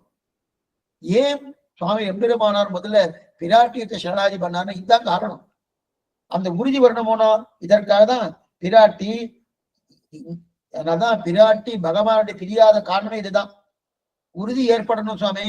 அப்ப பிராட்டி பெருமாளோடு கூட இருப்பாளா சுவாமி? என்னைக்கு இருக்கா சொல்லுவா? அன்னைக்கு போறேன்னா சில நேரம் பிராட்டி இருக்க மாட்டா, அப்ப புக்காத்துக்கு போயிடுவா. அதுக்கப்புறம் வேற கொஞ்ச நாள் கழிச்சு வருவான்னா கிடையாது. அகலகில்லேன், எப்பொழுதும் கூடவே இருக்கா. நித்திய வேஷா ஜெகன்மாதா விஷ்ணோர்ஷி அனபாயனும் கூடவே இருக்கா இல்லையா, பகவானை விட்டு பிரிவதே கிடையாது. அதனால்தான் எம்பெருமானார் அந்த சரணாகதி பண்ணும் போதே பகவன் நாராயண அபிபத்தமான ரூப சுரூபர் சரணபகம் பிரபக்தியே சொன்னார் இல்லையா. ஸ்ரீரங்கநாச்சியார் திருவடிகளை பற்ற திருவடிகளை பட்டியாச்சு. பத்தினதுக்கு அப்புறம் நாச்சியார் கேட்கிறார், என்ன வேணும்னு கேட்கிறார். உபாயத்தில் உறுதி வேணும் எம்பெருமானார் கேட்கிறார். சுவாமி ராமானுஜர் உபாயத்தில் உறுதி வேணும் அப்படின்னு கேட்க, அஸ்துதே, நீ கேட்பதெல்லாம் உமக்கு உருவாகட்டும் என்று பெரிய பெரிய ஆட்டியார் சொல்றா. எம்பெருமானாரே, நீ என்ன கேட்டு உபாயத்தில் உறுதி வேணுமோ, அப்படின்னா நமக்கு ஒரு விசுவாசம் வரணும். ஏன்னா பகவானை பார்த்த உடனே நமக்கு பயமா இருக்கு. அந்த பயத்துக்கு காரணம் நான், அவன் இல்ல. கொஞ்சம் புரிஞ்சுக்கணும். பயமா இருக்கணும். என்ன சுவாமி, அவர் அடிப்பாரா படைப்பாரா, அந்த பயம் வேறு. இந்த பயம் என்னன்னா, நான் ஒழுங்கா இல்லையே, நான் சரியா இருந்திருந்தேன்னா அந்த பயமே இருந்திருக்காது. பயம் இருக்கிறதுக்கு காரணம் தானே. அந்த பயம் போய் விசுவாசம் ஏற்பட்டு ஒரு நம்பிக்கை வரணுமோனோ, அந்த உறுதி வேணுமோனோ, அந்த உறுதி யாருக்கு ஏற்படுத்தி கொடுக்குறார்? பிராட்டி. அந்த பிராட்டி ஏற்படுத்தி கொடுங்க. உடனே எம்பெருமானார் இந்த இது சரணாதி பண்றார். பகவன் நாராயண அபிபதான ரூபன் சரணாதி பண்ண உடனே ஸ்ரீரங்கநாச்சியார் திருவடி பத்தறார். பத்த உடனே என்ன வேணும்னு கேட்கிற உடனே உபாயத்துல உறுதி வேணும்னு கேட்கிறார். அஸ்துதே, நீ கேட்டது போல உமக்கு உருவாகட்டும்னு பெரிய பிராட்டா சொல்ல, மேலே பகவான் திருவடிகளை பற்றி பேரின்ப ராஜ்யத்தை அமைத்தார்னு சரித்திரம் நம்ம பாக்குறோம். அது மட்டும் இல்ல, அவர் பேரின்ப ராஜ்யத்தை அடைந்த போதே தனக்கு மட்டும் மோட்சம் ஆகல, அவரோடு நம்ம சம்பந்தி அத்தனை பேருக்கும் முக்தி வேணும்னு கேட்டாரணும். ராமானுஜ சம்பந்தம் யாருக்கு இருக்கோ அவெல்லாம் முக்தி பெறலாம் சொல்லியிருக்கணும். இதுதான் சரித்திரம் இருக்கு இல்லையா. அத போல ஆக பிராட்டி புருஷகாரம் பண்றாள். என்ன பண்றாள்? நம்மையும் திருத்துக்கிறாள், பகவானையும் திருத்துறாள். எப்படி சுவாமி, நம்ம எதனால் திருத்துறா? பகவானை எதனால் திருத்தினா? நம்மை அருளாலை திருத்துகிறாள், பகவானை அழகாலை திருத்துறாள். பகவானை திருத்துறதுன்னு என்ன சுவாமின்னா, திருத்துறதுன்னா அவரு தப்பா போயிட்டாருன்னு அர்த்தம் இல்லை. இப்ப நாம என்ன திருத்துறதுன்னா நம்ம தப்பா தான் போயிருக்கோம், சந்தேகமே இல்லை. தப்பா போயிருக்கோம், நம்ம திருத்துறா. தப்பு பண்ணிட்டு இருக்க, தப்பு பண்ணாதுன்னு சொல்லிட்டு இருக்க, நம்ம திருத்துறா. பகவான் திருத்துறதுன்னா என்ன அர்த்தம்? அவர் தன்னுடைய சுவாதந்திரியத்தை பார்க்கிறார், தன்னுடைய காருண்யத்தை பார்க்கணும், வாத்சல்யத்தை குணத்தை பார்க்கணும். அந்த குணத்தை பார்க்கிறானோ அப்ப அவரையும் என்ன பண்றார்? தன்னுடைய அழகால திருத்துறார். அதனால்தான் ஆழ்வார் என்ன தெரிவிக்கிறார் தெரியுமா? சாலப்பரனால் உகந்தோர் உயிர்கள் காப்பானே கோல திருமாமகளோடு. சாலப்பரனால் உகந்தோடு உயிர்கள் காப்பானே கோல திருமாமகளோடு. பெருமாள் ரட்சிக்கிறான்னு சொன்னாலே பிராட்டியோடு சேர்ந்துதான் ரட்சிக்கிறான்னு அர்த்தம். இது அகாரத்திலே இது நன்னா ஸ்பஷ்டமா தெரிவிக்கிறது. அகாரத்துல எங்க மூச்சு பள்ளியும் தெரிவிக்கிறார் பிரயோகாச்சாரியர். அப்ப அகாரத்திலும் பிராட்டி உண்டு. அப்ப ரட்சிக்கும் போது பிராட்டி சப்னத்தை வேண்டும் பிராட்டி உண்டும் தெரிவிக்கிறார். ஆக லக்ஷ்மியா சக ரிஷிகேஷகா தேவியா காருண்ய ரூபயா ரட்சக சர்வ சித்தாந்தே வேதாந்தே பித ஜீயதே. தேவியோடு சேர்ந்து பகவான் கருணையை வழிவான பகவான் எப்போதும் நம்மை ரட்சிக்கிறான். பிராட்டியோடு சேர்ந்துதான் நம்மை ரட்சிக்கிறான். அவள் தான் கருணையை கிளப்பி விடுகிறாள். பகவானுடைய கருணை இருக்கணும், இருக்கு. அந்த கருணையை கிளப்பறதேனா இவதான். பகவான் கருணை இருக்கவர் தான். ஆனா சுவாதந்திரியத்தாலே நீரு பூத்த நெருப்பு போல கருணை மூடி இருக்கு. கருணை மூடி இருக்கு. அந்த மூடி இருக்கிற அந்த சுவாதந்திரத்தை அழிச்சுட்டு வச்சுக்க. அந்த சுவாதந்திரத்தை அழிச்சாச்சுன்னா காருண்யம் முதலான குணங்கள்லாம் கிளம்புறது. அப்ப நமக்கு இருக்கக்கூடிய பாவங்களை மன்னிச்சு ஏற்றுக்கொள்கிறார். இதான் அவருக்கு இருக்கக்கூடிய தன்மை. அப்படின்னா என்ன அர்த்தம்? நேர பெருமாள்கிட்ட போனால் காரியம் நடக்குமா? நடக்காது. நேர பெருமாள்கிட்ட போனா காரியம் நடக்குமா? நடக்காது. இப்ப இதுல ஒரு சம்பிரதாய பேதங்கள் உண்டு. இப்ப இதை பார்த்துட்டு போனோம். இதுல லோகதேசங்களுடைய சம்பிரதாயம் இதுக்கு முன்னாடி சில இதெல்லாம் பார்த்துருக்கோம். உபாயத்துல சம்பிரதாய பேதங்கள் பார்த்திருக்கோம், சரணாகதியில சம்பிரதாய பேதங்கள் பார்த்திருக்கோம். அதே போல பிராட்டி விஷயத்துல சம்பிரதாய பேதங்கள் உண்டு. லோக தேசிகளுக்கும் அதே போல வேதாந்த தேசிகள் பிரச்சத்துக்கும் சம்பிரதாய பேதங்கள் உண்டு. இருந்தாலும் பிராட்டி ரட்சிக்கிறா என்பது ரெண்டு பேருக்கும் எந்த விதமான கொள்கை மாறுபாடு கிடையாது. லக்ஷ்மியாசக ரிஷிகேஷகா தேவியா காருண்ய ரூபயா ரட்சக சர்வ சித்தாந்தே வேதாந்தே வித ஜீயத்தே என்பதுல அவ கருணையை உடவானவள், பகவான் தான் ரட்சிக்கிறார், அவர் ரட்சிக்கக்கூடிய கருணையை கலப்பறான்றதுல எந்த விதமான மாறுபட்ட கருத்தும் கிடையாது. இருந்தாலும் இதுல கொஞ்சம் சின்ன யோஜனா பேதம்னு சொல்லுவா, யோஜனா பேதம்னு சொல்லுவா. ஆனா அதுல இந்த பெருசா படுத்தல. அந்த யோஜனா பேதம் என்ன இருக்கலாம், பிராட்டி உபாயமாக பற்றுமா பிராபியமாக பற்றணும், பிராட்டியை உபாயமாக பத்தனமா பிராபியமாக பத்தனா. அவள் சேஷியா என்னால் ஏகோன சேஷித்தம் சொல்கிறார். ஏகோன சேஷித்தம், நம் எல்லாருக்கும் பிராட்டி தலைவி, நம்ம எல்லாருக்கும் பிராட்டி தலைவி. ஆனால் பகவானுக்கு தலைவன், அவனை தவிர மற்ற பேருக்கு பிராட்டி தலைவியா இருக்கா. நல்லா பாத்துக்கோ, பிராட்டி எப்படி இருக்கான்னா அதான் ஏகோன சேஷித்தம்னு பேரு. நம்ம எல்லாருக்கும் பிராட்டி தான் தலைவி. அதே நேரத்துல பகவானை தவிர மற்ற பேருக்கு எல்லாருக்கும் பிராட்டி தலைவியா இருக்கா. இது எங்க சொல்றது, சாஸ்திரமே சொல்லுது. அஸ்ய ஈசானாம் ஜெகதகா விஷ்ணு பத்னி, ஜகத்துக்கு ஈஸ்வரியா இருக்கா, விஷ்ணுக்கு பத்னியா இருக்கா. அஸ்ய ஈசானாம் ஜெகதகா விஷ்ணு பத்னி, இந்த ஜகத்துக்கெல்லாம் ஈஸ்வரியாக இருக்கிறாள். அப்படின்னா என்ன இருக்கும், நமக்கு தலைவியா இருக்கான்னு அர்த்தம். விஷ்ணுவுக்கு பத்னியா இருக்கிறாள் அப்படின்னா என்ன அர்த்தம், விஷ்ணுவுக்கு அடங்கினவளாக இருக்கிறாள். விஷ்ணுவுக்கு அடங்கினவளா இருக்காள். பெருமாளை பொறுத்த வரைக்கும் பரதந்திரியா இருப்பார், நம்மை பொறுத்த வரைக்கும் சுவாமினியாக இருப்பார். நல்லா புரிஞ்சுக்க, ரெண்டு பெருமாளை பொறுத்தவரை பரதந்திரனா பெருமாள் இட்ட வழக்காக இருக்கக்கூடிய நிலையாக பரதந்திரையாக இருக்கிறாள் பிராட்டி பெருமாளை பொறுத்த வரைக்கும். இப்ப நமக்கும் பிராட்டிக்கு என்னன்னா, பிராட்டி சுவாமினி, பகவான் சுவாமி, பிராட்டி சுவாமினி, சுவாமினியாக இருக்கார். பிரம்மம் ஒருத்தர் தான், ஸ்ரீமன் நாராயணன் ஒருத்தர் தான் பிரம்மமே தவிர மகாலட்சுமி பிரம்ம கோஷ்டி சேர்க்கலாம்னா சேர்க்க முடியாது. அப்ப மகாலட்சுமி எந்த கோட்டி சேர்க்கலாம், இப்ப மகாலட்சுமி பிராட்டி ஜீவாத்ம கோட்டியா பரமாத்ம கோட்டியா? பிரம்மம் ஒண்ணுன்னு சொல்றேன் சுவாமி. அப்ப பிரம்மம் ஒண்ணுன்னா பிரம்மம் ஸ்ரீமன் நாராயணன். அப்ப பிராட்டி எந்த கோஷ்டி உருவா, ஜீவாத்ம கோஷ்டி தான் உருவா. ஏகோகவை நாராயண ஆசித் ந பிரம்மா நேசானகா நேவேத்யாவா பிருத்திவீர் சாஸ்திரம் சொல்லிருத்தனும். நாராயணன் மட்டும்தான் இருந்தான் சொல்லித்தனும். அப்ப பிரம்மம் நாராயணன் தானே, அப்ப பிரம்மம் ஒண்ணு தானே இருக்கு, ஒன்னே ஒண்ணு தானே, ரெண்டு கிடையாது. ரெண்டு இல்லாத போது பிரம்மம் ஒண்ணுன்னா பிராட்டி பிரம்மத்துவம், பிரம்மா பிராட்டிக்கு வருமானம் வராது. அப்ப பிராட்டிக்கு பிரம்மத்துவம் இல்லைன்னா என்ன வருது, பிராட்டி எதிர வருது, ஜீவாத்ம கோட்டி தான் சேர்த்தான். அப்ப பிரம்ம கோட்டில பிராட்டி சேர்க்க முடியாது. அப்ப பரமாத்மா தான் பிராட்டின்னு சொன்னா என்ன பாருங்க, பிராட்டியும் பரமாத்மா அப்படின்னு சொல்லினா பிரம்ம திட்டம் வரும். அப்படின்னா பிரம்மம் ரெண்டு வந்துடும், பிரம்மம் ஒன்று வரும், ரெண்டு வந்துடும். பிரம்மம் ஒண்ணுதான் சாஸ்திரம் சொல்லியிருக்கு, பிரம்மம் ஒண்ணுதான் சாஸ்திரம் சொல்லியிருக்கு. நம்முடைய சம்பிரதாயமே விசிஷ்ட அத்வைத்தம். என்ன புரிஞ்சுக்கோ, விசிஷ்ட அத்வைத்தம். அத்வைத்தம்னா ரெண்டாவது கிடையாது.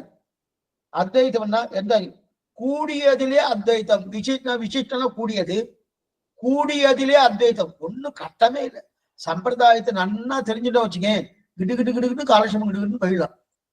கூடியதிலே அத்வைத்தம், விசிஷ்ட அத்வைத்தம், கூடியதிலே அத்வைத்தம். அப்பனா தனக்கு நிகரற்றதுன்னு அர்த்தம். ஆனால் பிராட்டியும் பெருமாளும் சமம்னு சொல்றாங்க சுவாமி, அது உண்மைதான்.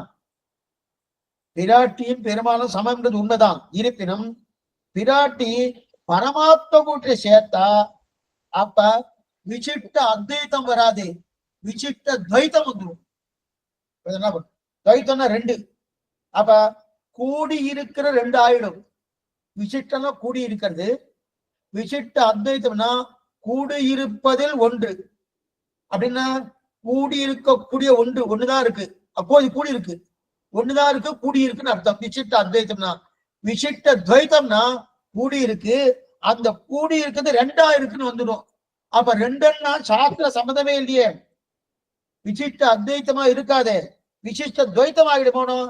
அப்ப பிராட்டி எங்க இருக்கா, ஜீவாத்மா கோட்டியதான் இருக்கணுமே தவிர பரமாத்மா கோட்டில இருக்க முடியாது. இப்ப பிராட்டி ஜீவாத்மா கோட்டி, அப்ப அந்த ஜீவாத்மாக்கள தலைவியா இருக்கா பிராட்டி, அந்த ஜீவாத்மாக்கள் தலைவியா இருக்கா. அந்த விஷயத்துல நம்ம காட்டிலும் பிராட்டிக்கு உண்டான சிறப்பே தனிதான். ஏன்னா ஜீவாத்மா கோட்டின்னு சொல்லியாச்சுன்னா அப்புறம் நானும் பிராட்டி ஒண்ணு போட்டுருக்கு சுவாமி, அப்படின்னு நினைக்கப்படாது. நானும் ஜீவாத்மா கோட்டி, பிராட்டியும் ஜீவாத்மா கோட்டி, ஓ நம்மள போலதான் அப்படின்னு நினைக்கப்படாது. நம்ம கோட்டி தான் தப்பா நினைக்கப்படாது. அவளும் ஜீவாத்மா கோட்டி என்று பேச்சுக்கு. ஆனா சாஸ்திரப்படி பார்த்தா ஜீவாத்மா தான் பிராட்டி. ஆனா ஜீவாத்மா அனைவருக்கும் தலைவியாக இருந்து புருஷகாரத்தை செய்கிறாள் யாரு? பிராட்டி. ஜீவாத்மா அத்தனை பேருக்கும் பிரம்மா தொடங்கி பித்தீலிகா பரியந்தம் தான் ரொம்ப முக்கியம். பிரம்மா தொடங்கி பித்தீலிகான இருந்து பித்தீலிகா பரியந்தம் அத்தனை பேருக்கும் பிராட்டி தலைவியா இருந்து புருஷகாரத்தை செய்கிறாள். இந்த விஷயத்துல லோகதேச சம்பிரதாயத்துல பிராட்டிக்கு 3 ஜாகிரதையா கேட்போம். அடிய சுருக்கமா தான் சொல்ல போறேன், ஏன்னா நிறைய விரிவு வேண்டாம். ஏன்னா நமக்கு இந்த சம்பிரதாயத்துக்கு அந்த சம்பிரதாயம் என்ன பேதங்கள் பார்க்கறதுக்காக இங்க வரல. ஆனா பேதம் இருக்குன்னு தெரிஞ்சுக்கணும். எது சரி, எது உண்மை, எது உயர்ந்தது அப்படின்னு பாக்குற அளவுக்கு நமக்கு ஞானம் கிடையாது, அடியன் கிடையாது. அதையும் சேர்த்து எது சொல்ல வந்தேன்னா, அப்படி இருக்கச்சே லோகதேசகனுடைய சம்பிரதாயம்னா இளலோகாச்சாரியர். லோகதேசனுடைய சம்பிரதாயத்துல பிராட்டிக்கு 3 விஷயம் ஒத்துன்னு இருக்கு. 3 விஷயம்னா, பிராட்டி புருஷகாரமாக இருப்பாள், சேஷியாக இருப்பாள், பிராபியமாக இருப்பாள். புருஷகாரனா என்னது? நம்மையும் பெருமாளையும் சேர்த்து புருஷம் கொரோதி புருஷகாரகா இதன் முன்னாடி பார்த்தோம். நம்மையும் பெருமாளையும் சேர்த்து வைக்கக்கூடிய தன்மை, அந்த நிலை புருஷகாரமா இருப்பது. அதுக்கப்புறம் சேஷியாக இருப்பது என்னன்னா, 2 பேரும் சேர்ந்து தலைவர்களா இருப்பார். பிராட்டியும் சேஷி, பெருமாளும் சேஷி. அப்ப 2 பேரும் சேர்ந்து தலைவரா இருப்பார். பிராபியமா இருப்பாருன்னா, நான் புருஷார்த்தமாக கைங்கரியம் பண்றது இருவருக்கும் தான். கைங்கரியம் பண்றது இருவருக்கு தான்.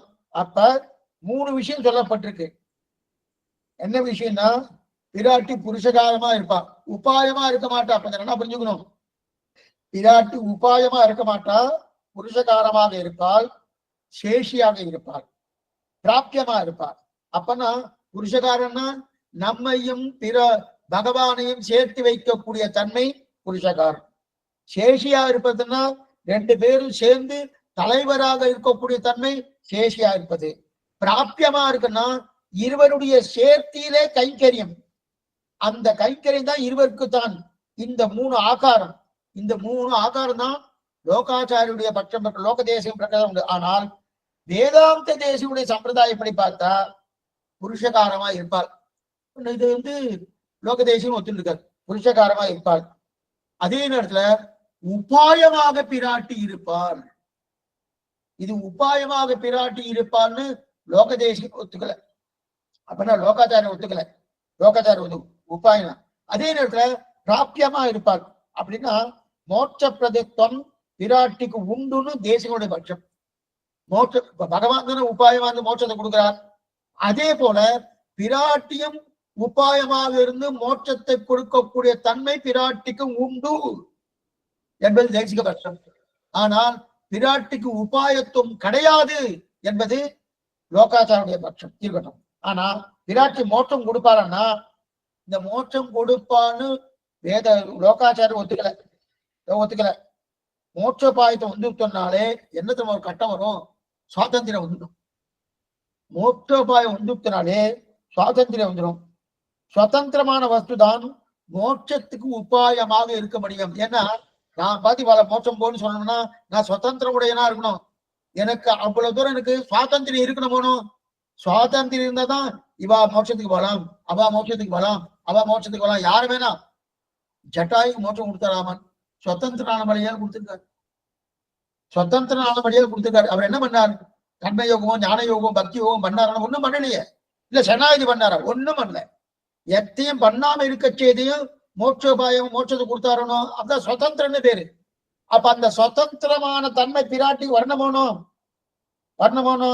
சுதந்திரமான தன்மை பரபிரம்மமான ஸ்ரீமன்னாரன் ஒருத்தருக்கே. மற்ற அத்தனை பேரும் பரதந்திரங்கள். பிராட்டியம் பரதந்திரை தான், பகவானுக்கு அடங்கின சரக்கு தான். நல்லா அடிக்கோடிட்டு நீங்க தெரிஞ்சுக்கணும். பிராட்டியம் பகவானுக்கு அடங்கினவள் தான், பரதந்திரை தான். அவளுக்கு அடங்கினவாக தான் இருக்கணும்ன்றதுக்கு தான் லோகதேஷன் பட்சத்திலே பிராட்டிக்கு உபாயத்துவம் ஒத்துக்கொள்ளப்படவில்லை. அப்பனா பிராட்டிக்கு உபாயத்துவம் உண்டானா கிடையாது. இது லோகாச்சாரிய பட்சம் பிரகாரம் பிராட்டிக்கு உபாயத்தம் கிடையாது. அப்படின்னா மோட்ச பிரதத்துவம் கிடையாது. மோட்சம் கொடுக்கக்கூடிய தன்மை பிராட்டிக்கு கிடையாது என்பது லோகாச்சாரிய பட்சம். மோட்சம் கொடுக்கக்கூடிய தன்மை பிராட்டிக்கு உண்டு என்பது வேதாந்தேசிக பட்சம். சரி சரி சுவாமி. ஆனா சேஷித்துவம் ஒத்துக்கொள்ளப்பட்டிருக்குது. ரெண்டு பேரும் சேஷிதான், ரெண்டு பேரும் சேஷி. பெருமாளும் பிராட்டும் சேர்ந்து சேஷியா இருக்கார். ஆக புருஷகாரமாகவும் சேஷியாகவும் பிராபியமாகவும் இருக்கிறார் பிராட்டி. லோகதேசியின் பட்சம். புருஷகாரமா இருப்பானா நம்மையும் பகவானையும் சேர்த்து வைக்கக்கூடிய புருஷகாரம். சேஷின்னா அவ சுவாமினியா இருக்கா, பெருமாள் சுவாமியா இருக்கார், அது சேஷி. அவ அதுக்கு மேல பிராப்தியம்னா இருவருடைய சேர்த்தியிலே கைங்கரியம். இது லோகதேசிகன், அது லோகதேசிகன் பட்சம். ஆனா புருஷகாரம் உண்டு, உபாயத்துவம் உண்டு, பிராப்தியத்துவம் உண்டு. இது வேதாந்தேசிக பட்சம். இதை தவிர இன்னும் கொஞ்சம் 2-3 விஷயங்கள்லாம் இருக்கு பிராட்டிக்கு உண்டாக்கூடிய. ஏன்னா அது அத்தனைக்கும் சாஸ்திர வாக்கியங்கள் கொண்டு அதெல்லாம் ஒவ்வொன்றும் தெரிவிக்கிறாச்சுக்கோ. அந்தந்த நிலை வரைக்கும் அந்தந்த வித்வான்களை பார்த்துக்கொண்டு. ஆனா இன்னொரு விஷயம் என்னன்னா, பிராட்டி விபுவா அணுவா. இப்ப பிராட்டிக்கு உபாயத்தம் இல்லைன்றது தென்னாச்சாரிய சம்பிரதாயம். பிராட்டிக்கு உபாயத்துவம் உண்டு என்பது இது தேசிய வேதாந்த தேசிய சம்பிரதாயம். இது ஒரு பக்கம் இருக்கட்டும். விபுவா அணுவா, பிராட்டி விபுவா அணுவா அப்படின்றதுன்னா அவள் அணுன்றது ஜீவாத்மா கோட்டி. அணுதான், நம்மளாம் அணுஸ்வரூபம் தானே. ஜீவாத்மான அணுவா விபுவான்னு விபு கிடையாது. விபு பகவான் தான், பகவான் ஒருத்தர் தான் விபு. மற்ற அத்தனை பேரும் அணுஸ்வரூபம் தான். அப்ப பிராட்டி ஜீவாத்மா கோட்டி ஆனபடியாலே அணுஸ்வரூபம். ஆனா விபு என்று சொன்னா பரமாத்மா தன்மை வந்துருவானோ. பிராட்டி சொரூபத்தாலே அணுதான். அப்ப சொரூபத்தால அணுன்னா சொரூபத்தால விபுத்துவம் ஒத்துக்கொள்ளவில்லை. ஏன்னா ஆத்மா அணு ஆனபடியாலே. என்ன பாருங்க, ஆத்மாவுக்கு உண்டான அணுத்துவம் தானே இருக்கு, அதனால அணு ஆனபடியாலே. ஆனால் பகவானுக்கு தேவதேவ திவ்ய மகிஷியனும், அதனால அதனுடைய பெருமையாலே அவள் இருக்கிற எல்லா இடத்துலையும் இவனும் இருக்கிறாளும். பிராட்டி பெருமாள் எங்கெல்லாம் இருக்காளோ, எந்த மாதிரி அவதாரம் பண்ணாலும் அதே பேர பிராட்டி அவதாரம் பண்றா. அவர் எங்கெங்கெல்லாம் இருக்கிறோம் கூடயே பிராட்டி இருக்கா. அப்ப இருக்கான்னா இப்ப பிராட்டி அணுவா இருந்தா பெருமாள் எங்கெங்கெல்லாம் இருப்பாளோ அங்கெல்லாம் இருக்க முடியுமா? அடிய ஸ்ரீரங்கத்துல கைங்கரியம் பண்ணிட்டு இருக்க, நேரம் உடனே திருவள்ளிக்கண்ண கைங்கரியம் பண்ண முடியும்னா பண்ண முடியாது. அணு விபுத்துவம் கிடையாது. ஆனா பிராட்டி அப்படி இல்லையே. பெருமாள் இங்க இருக்கார், அங்க இருக்கார், அங்க இருக்கார், அங்க இருக்கார், கூடவே பிராட்டி இருக்காருனும். அப்ப எல்லா இடத்துலயும் இவளும் இருக்காரானும். அப்ப 5 இப்பதானே பார்த்தோம், பஞ்ச பிராகாரத்திலும் பிராட்டு உண்டுன்னு. பரத்துவம் என்ன, வியூகம் என்ன, விபோகம் என்ன, அந்தர்யாமித்துவம் என்ன, அர்ச்சை என்ன, இந்த 5 நிலைகளும் பிராட்டு கூடவே இருக்காள். என்ன பார்த்தோம். அப்ப விசிஷ்டமாகத்தான் இருக்கிறாள். ஏன்? அவளோடு கூட இருக்கிறாள் அல்லவா, அதனால் விபு. அப்ப அத்தனை இடத்திலும் இவளும் கூடவே இருக்கணும் என்றால் இவளுக்கு விபத்து வரணும் இல்லையா? வரணும் இல்லையா? விபத்து இருக்கா பிராட்டிக்கு? பிராட்டிக்கு இயற்கையிலே விபுத்துவம் இல்லை. பிராட்டிக்கு நல்லா புரிஞ்சுக்கோ, பிராட்டிக்கு இயற்கையாவே விபுவான தன்மை பிராட்டிக்கு இல்லை. ஆனால் பகவானுடைய பத்தினி ஆனபடியாலே அந்த உயர்ந்த அளவுக்கு பெருமாள் அனுகிரகத்தாலே கொடுக்கப்பட்ட விபுத்துவம். அதனால் அவர் இருக்கும் இடத்தில் எல்லாம் பிராட்டி இருக்கிறாள் என்று ஏற்றுக்கொண்டாகணும். அதாவது பிராட்டி இயற்கை விபு, இயற்கையில் பிராட்டி என்ன பண்ணுங்க, இயற்கையில் பிராட்டி விபு சொல்றது யாரு? லோக வேதாந்தேசிகன். ஆனா பிராட்டி இயற்கையில் எது? விபு அல்ல, அணு. ஆனா பகவானுக்கு பத்தினி ஆனபடியாலே அவன் இருக்கிற இடமெல்லாம் பிராட்டி இருக்கிறார். அப்ப பத்தினி ஆனபடியால பகவானுடைய அனுகிரகத்தாலே இவளுக்கு விபுத்துவம் வந்துடுத்துன்னு லோகதேசிகன் பட்சம். ஆனா வேதாந்த தேசிகர் பட்சம் என்னன்னா பிராட்டி இயற்கை விபு. ஆனா இவர் பிராட்டி இயற்கையிலேயே பிராட்டி உபாயமா இருக்கா. ஆனால் பகவானுக்கு பட்ட மகிழ்ச்சியாக இருக்கிறபடியாலே அதை அடைத்துக் கொண்டு தனக்கு உபாயத்துவம் இல்லாதா போலே, தனக்கு விபுத்துவம் இல்லாதா போலே பரதந்திர இருக்கிறார் என்று தேசிகன் பட்சம். அப்ப என்ன, உபாயத்துவம் இல்லாத போல இருக்கா பிராட்டி. ஏன் அப்படின்னா இயற்கையிலேயே உபாயத்துவம் உண்டு வேதாந்த தேசிகன் பட்சம். ஆனா அவருக்கு பட்ட மகிழ்ச்சி ஆனபடியாலே, பட்ட மகிழ்ச்சி ஆனபடியால பரதந்திர தானே, சுவாதந்திரம் இருக்கப்படாதுன்னு பிராட்டிக்கு. எப்ப சுவாதந்திரம் இல்லையோ அப்ப பரதந்திரம் ஆனபடியாலே அப்ப என்ன பண்ணா அந்த உபாயத்தம் இல்லாத போலையும் யூத்தம் இல்லாத போலையும் இருக்கிறார். அப்ப பத்திரிகா இருக்கிறபடியாலே அவருடைய அனுகிரகத்தை தெரிவிக்கிறார் இல்லையா. ஆக உபாயத்தை இல்லாத போல தனக்கு விபூத்தம் இல்லாத போல பரதந்திரம் இருக்கிறான்னு தேசிக்கப்படும். ஆனால் லோகதேசிகன் பக்கம் இயற்கையில் அவள் அணு, விராட்டி இயற்கையில் அணுதான். இயற்கையாக புருஷகாரம் தான், உபாயத்தும் இல்லை. என்ன பண்ணிக்கோ, இயற்கையால பிராட்டிக்கு லோகதேசிகன் லோகாச்சாரிய பட்சம். லோகாச்சாரிய பட்சம் இயற்கையிலே பிராட்டி அணு. அது மட்டுமல்ல, இயற்கையிலே புருஷகாரம் மட்டும்தான் உண்டு, உபாயத்தம் கிடையாது. ஆனால் பெருமாளுக்கு பத்னியாக இருப்பதினால் அவர் அனுகிரகத்தால் இந்த பெருமைகள்லாம் பெற்று இருக்கிறாள். அப்ப பெருமைகள்லாம் பெற்று இருக்கிறாள் என்கிறது இது லோகதேசிக பட்சம். பெருமை இயற்கையில இருக்கு, பத்தினி என்பதால் மறைத்து இருக்கிறாள், இது வேதாந்தேசிக பட்சம். நல்லா புரிஞ்சுக்கோ. ரெண்டு பட்சம் என்னன்னா, பெருமைகள் இவளுக்கு இயற்கையில என்ன உபாயத்துவம் கிடையாது, புருஷகாரத்து மட்டும்தான் உண்டு, இது லோகதேசிக பட்சம். அது ஆனால் பகவானுடைய பத்தினி ஆனபடியா இந்த பெருமைகள் இருக்கிறபடியாலே விபுத்துவம் வந்துடுத்து என்பது லோகதேசிக பட்சம். ஆனா இல்ல இயற்கை உபாயத்துவம் உண்டு, அவனுக்கு பத்தினி ஆனபடியாலே பரதந்திர ஆனபடியாலே அதை குறைத்து கொண்டிருக்கிறான்னு இது வேதாந்தேசிக பட்சம் இருக்கட்டும். ஆக பகவானுக்கு பத்திரின்னா என்ன வேணாலும் வரும்போது என்ன வேணாம்னா, அதனாலே பெருமைகளை சொல்லிவிடலாம். என்ன இயற்கையில் பெருமை இல்லாமல் பண்ணலாம். இவனுக்கு பத்திரின்னு சொன்னாலும் ஒரு பெருமை தானே. ஒருத்தர் பெரிய ராஜா, ஆனா அந்த ராஜா இங்க வாசல்ல போறவால கல்யாணம் பண்ணிட்டான். என்ன பண்ணணும், அவர் பெரிய ராஜா, வாசல்ல போறவால. இந்த எக்ஸாம்பிள் அப்படியே எடுத்துக்காதீங்க, உங்களுக்கு புரியத்துக்காக சொன்னேன். கல்யாணம் பண்ணிட்டா, இப்ப கல்யாணம்னா அது பட்ட மகிழ்ச்சி ஆயிட்டாலும் இப்ப அந்த ராஜாவுக்கு உண்டான பெருமைலாம் இந்த பட்ட மகிழ்ச்சி வந்துருமோனோ. கல்யாணம் பண்றதுக்கு முன்னாடி உண்டானா கிடையாது, பத்தினி ஆனபடியாலே வந்துடுத்து அப்படின்னு தெரிவிக்கிறார் லோகதேசிக. ஆனா பத்தினி என்பதனால அதை வெளிப்படுத்தினார் என்பது லோகதேசிக பட்சம். ஆக பகவானுக்கு பத்தினி என்னன்னா என்ன வேணாலும் வரும், அதனாலே பெருமைகளை சொல்லிவிடலாமே. இயற்கையில் பெருமை இல்லாமல் போனாலும் இவளுக்கு பத்தினி என்றால பெருமை இல்லையா?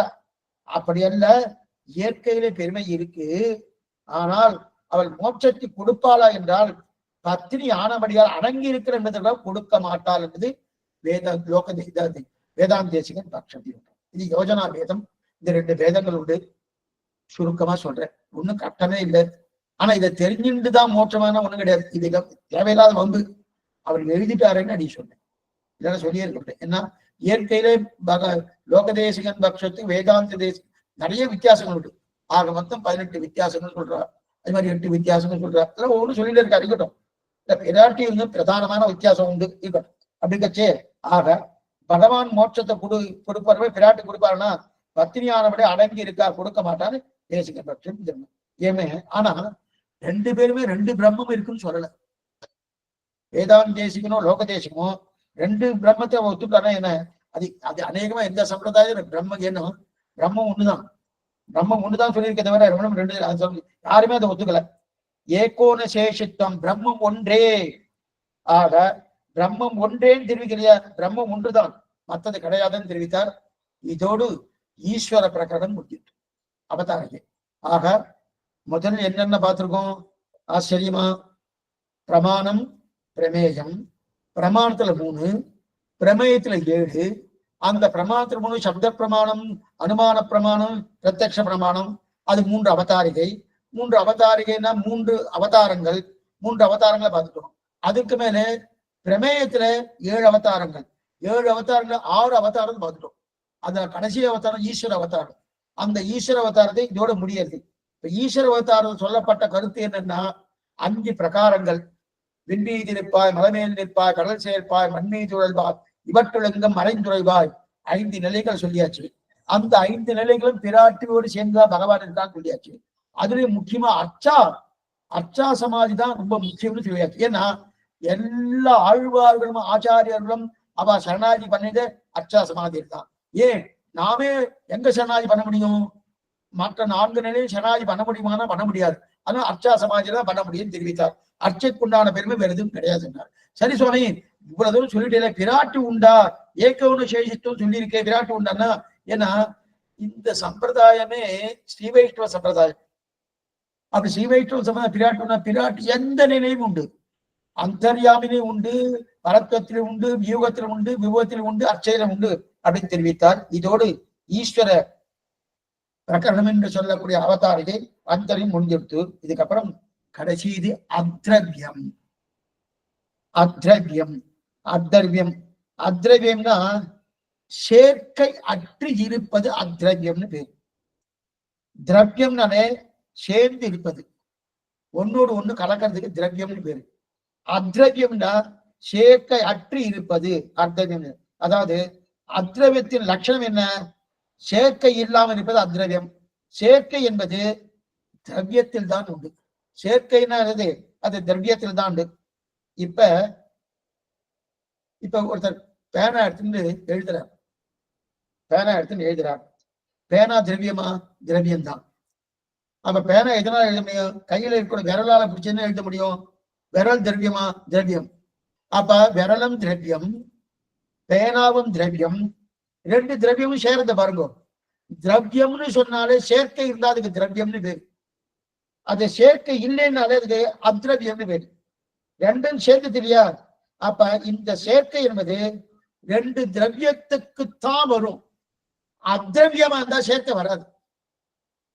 அத்ரவியம் என்னன்னு சொல்லிட்டேன்னா அதெல்லாம் சேராதா சுவாமினா உடனே உங்களுக்கு ஒரு சந்தேகம் வரும். சேர்த்திருக்க சுவாமி, அத்ரவியத்துல சேர்றது என்ன செய்யறதுன்னா நல்லா வருங்க. மூன்று குணங்கள், சத்துவகுணம் என்ன, ரஜோகுணம் என்ன, தமோகுணம் என்ன, இந்த மூன்று குணங்கள் அத்ரவியத்துல சேர்க்கப்பட்டிருக்கு. மேற்கொண்டு தானமா பார்ப்போம் விஷயத்த. இப்ப அத்ரவியத்துக்கு சேர்க்க வராது. அதுல என்ன இருக்கு? சத்தம், ரஜசு, தமசு, இந்த குணங்கள் எல்லாம் அத்ரவியம். சுவாமி, சத்தமும் ரஜசும் சேராத, திரவியமாக இல்லாத ஒன்று சேர்க்க முடியாது. என்ன பாருங்க, திரவியமாக இல்லைன்னு வச்சுக்கேன், அதை சேர்க்க முடியாது. அந்த மூணுமே குணங்கள். சத்துவகுணம் என்ன, ரஜோகுணம் என்ன, தமோ குணம் என்ன, இந்த மூணுமே குணங்கள். இந்த குணங்கள்லாம் அத்ரவியம் சேரவே சேராது. முதல்ல ஒரு பொருளும் இன்னொரு பொருளும் சேரணும்னாலே அதுக்கு பல பட்சங்கள் இருக்கணும். இந்த பொருள் அந்த பொருள். இது நையாயிக மதத்துல ரொம்ப நாள் எடுத்துக்காரு, ஸ்ரீபாஷத்துல ரொம்ப நாள் எடுத்துக்காரு, நியாய மதக்காரர் ரொம்ப நாள் எடுத்துக்காரு. அப்படி இருக்கச்சு இந்த பக்கம் அந்த பக்கம் ரெண்டு இருக்கணும். ஒரு பொருள் தெரியணும், அதற்கு அவயவங்கள் இருக்கணும். அவயவங்கள் இருந்தா தான் ரெண்டு பொருளை சேர்க்க முடியும். என்ன பண்ணுவோம்? அவயவங்கள்னா என்ன அர்த்தம்? இப்போ ஒரு பேனா இருக்கு, இந்த கை இருக்கு, இந்த கையில இருக்கக்கூடிய விரல் அவயவங்கள் இருக்கணும். இதுக்கு அவயவங்கள் இருக்கு. பேனாவுக்கு அவயவங்கள் இருக்கே சுவாமி. பேனா கவர் இருக்கு, மூடி இருக்கு, உள்ள ரீஃபில் இருக்கு, என்னென்ன இருக்கணும். அப்ப இதையும் அதோட எப்படி பிடிச்சுக்கிறணும், இந்த பிடிச்சிருந்தா சேர்றதுணும். அப்ப அது திரவியம்னு பேரு. அது அத்ரவியம்னா அவயவங்களே இருக்காது. அவயவங்கள் இருந்தா தான் ஒண்ணுக்கு ஒண்ணு சேரும். இப்ப ஒரு குணம் ஒரு திரவியத்தில் இருக்கும், ஒரு குணம் ஒரு குணத்தின் பேரில் இருக்குமானா இருக்காது. ஒரு குணமே இன்னொரு குணத்தின் பேர்ல இருக்குமானா இருக்கவே இருக்காது. புரியத்துக்காக சொன்னேன். கோபம் இருக்கு, கோபம் மனுஷன் இருக்கலாம், கோபம் தயத்துல இருக்காதுன்னு இருக்காது. சுவாமி கோபம், இவர் கோபக்காரர், சுவாமி இவர் கோபக்காரர், இவர் கோபிஷ்டி அப்படின்னு சொல்றோமோ. அப்ப மனுஷன் கோபம் இருக்கு, இவர் ரொம்ப தயை உடையவர், அந்த தயையில கோபம் இருக்கு சொல்ல முடியுமா? தயை இருக்கும் போது கோபம் இருக்குமானா இருக்காது. தயை இருக்கும் போது அந்த தயையில கோபம் இருப்பானா இருக்காது. தயை என்பது குணம், கோபம் என்பது குணம். குணமும் சேருமனா சேராது. இதெல்லாம் அடிப்படையில ஸ்ரீபாஷ ரொம்ப நாள் எடுத்திருக்காரு. குணமும் சேருமனா ரெண்டுமே சேராது. எனக்கு கோபம் வரும், சரி சுவாமி, சரி பேசுவார், எனக்கு கோபம் வந்து வருமானம் அப்படின்வாரு. சரி உனக்கு கோபம் வருமானம்? ஆமா. கோபத்துக்கு கோபம் வருமா? சுவாமி நீங்க என்ன சுவாமி வைத்தியகாரத்தமா பேசிட்டு இருக்கீங்க, கோபத்துக்கு என்னமா கோபம் வரும்? கோபத்துக்கு கோபம் வராதுன்னு. அப்ப கோபம் யாருக்கு வரும்? மனுஷனுக்கு தான் கோபம் வரும். மனுஷனுக்கும் கோபத்துக்கு கோபம் வருமானா வராது இல்லையா? அப்ப திரவியத்தோடு சேர்ந்தால்தான் சேர்க்கை வரும். சேர்க்கை அற்று இருப்பது எது? அத்ரவியம். அத்ரவியம்னா என்னன்னு தெரிஞ்சுக்கணும். அப்ப சத்துவகுணமும் ரஜோகுணமும் தனோகுணமும் மூன்றும் சேர்ந்து இருக்குமானா இருக்காது. சாமி நீங்க இவ்வளவு தூரம் சொல்றீங்கன்னு, முக்குணங்களோடு கூடியவன் மனிதன், இந்த சரீரம் முக்குணத்தோடு கூடியதுன்னு சொல்லிட்டு இருக்கணும். இப்ப 3 குணங்கள் இதுல இருக்க சேர்ந்து இருக்க, அப்ப சேர்ந்து இல்லை சொல்லிட்டு இருக்கல. சத்துவகுணம் ரஜோகுணம் தமோகுணம் 3 சேர்ந்து இருக்கணும். அந்தந்த விகிதாச்சாரப்படி இவர் இன்ன வர்ணம்னு வேற சாஸ்திரம் சொல்லியிருக்குன்னு வேற சொல்லியிருக்கேன். ஏன்னா இன்னென்ன குணங்கள் அதிகப்படியா இருந்தா அது பிராமணன், இன்னென்ன குணங்கள் இன்னும் கொஞ்சம் அதிகப்படியா இருந்தா சத்திரியன், இன்னென்ன குணங்கள் அதிகப்படியா இருந்தா வைசியன், இன்னென்ன குணங்கள் அதிகப்படியா இருந்தா சூத்ரன் அப்படின்னு நீங்க சொல்லியிருக்கணும். அப்படி இருக்க செய்தே அப்ப இந்த சத்தகுணம் ரஜோகுணம் தமோகுணம் இதெல்லாம் கூடி இருக்கணும். அப்புறம் கூடி இருக்க செய்தே இது என்னமா சுவாமி இதுல சேரல சொன்னா சேரல, இதுல இருக்கே தவிர 3 கலந்து இருக்கான்னா கிடையாது. இப்ப புரியத்துக்காக சொன்னேன். இப்ப கலந்த கட்டியா ஒண்ணு பண்றோம், தனியா கொண்டு போய் வைக்கிறோம். அப்ப தனியா கொண்டு போய் வச்சுக்கேன், இந்த பக்கம் மாம்பழம் இருக்கு, இந்த பக்கம் வாழைப்பழம் இருக்கு, இந்த பக்கம் பலாப்பழம் இருக்கு, 3 தனித்தனியா வச்சிருக்கோம். 3 ஒண்ணும் கிடையாது. 3 சேர்ந்திருக்கா சேரல. அதே பஞ்சாமிர்தம் பண்றேன், பஞ்சாமிர்தம் பண்றச்சே அப்ப மாம்பழத்தையும் வாழைப்பழத்தையும் அதே போல பலாப்பழத்தையும் முடிஞ்சு நம்ம வெட்டி ஒண்ணு இப்ப சேர்ந்து இருக்கு. இப்ப ரத்தோ குணமும் தமோ குணமும் சத்தோ குணமும் எப்படி இருக்குன்னா தனித்தனியா இருக்கு. அது ஒண்ணுத்துக்கு ஒண்ணு குணங்கள் சேரவே சேராது. அதனாலதான் அது அத்ரவியம்னு பேரு. அந்த அத்ரவியம் 10ன்னு கணக்கு எடுத்திருக்கா. அத்ரவியம் 10 என்ன, சத்துவகுணம் என்ன, ரஜோகுணம் என்ன, தமோ குணம் என்ன, சப்தம் என்ன, ரசம் என்ன, ஸ்பர்சம் என்ன, ரூபம் என்ன, கந்தம் என்ன, சம்யோகம் என்ன, சக்தி என்ன, 10 விதமா எடுத்திருக்கார். கொஞ்சம் சிரமமா தான் இருக்கும். அப்படியே சிரமமா தான் இருக்கின்றத நாளைக்கு வராம இருந்துடாதீங்கோ. நன்னா ஒண்ணும் புரியாம ஒண்ணு போக போறது கிடையாது. ஆனா நன்னா புரியறதுக்கு உண்டான ஒரு தன்மையோட அடிய சொல்றேன். கொஞ்சம் சிரமமா இருக்கும். ஏன்னா எப்படியும் கொஞ்சம் இது தெரிஞ்சிருந்தது வர பெரிய விஷயம் ஒண்ணும் கிடையாது. ஆனா தெரிஞ்சுதான் ஆகணும். எதுக்குன்னா சத்துவகுணத்தை நம்ம சம்பாதிக்கணும். சத்துவகுணம் இருந்தா தான் நம்ம மேற்கொண்டு நமக்கு ஆழ்வார்களுடைய கிருபையும் ஆச்சாருடைய கிருபையும் பூர்ணமா எடுக்க முடியும். அப்ப சத்துவகுணம் வேணுமோனோ அதுக்கு என்னன்னு நாளைக்கு தினம் பார்ப்போம். ஆச்சரியமான விஷயம்.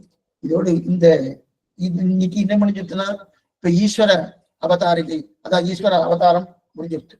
இப்ப இன்னும் கடைசி அவதாரமா இருக்கக்கூடிய அத்ரவியம், அது ஒண்ணுதான் லாஸ்ட். கிட்டத்தட்ட இன்னொரு 4 காலட்சேபம் இல்ல 3 காலட்சேபம், 3 காலட்சேபத்துல இது ஷார்ட் வர ஆயிடும். என்னன்றது இப்ப ஏதாவது சந்தேகம் இருந்தா அவசியம் கேட்கும்படி பிரார்த்திக்கிறேன். நாளை காலத்தால 10 மணிக்கு ஸ்ரீமத் பாகவதம் காலட்சேபம் உண்டு. சாயங்காலம் அதே போல 5 மணிக்கு இந்த எதிர்மத தீபிகா காலட்சேபம் உண்டு. சந்தேகங்கள் எதாவது இருந்தா அவசியம் கேட்கணும் பிரார்த்திக்கிறேன். ஆழ்வாரம் பெருமானாட்சியை திருவிடேசனம், ஆச்சாரியன் திருவிடேசனம், பாகவதால் திருவிடேசனம்.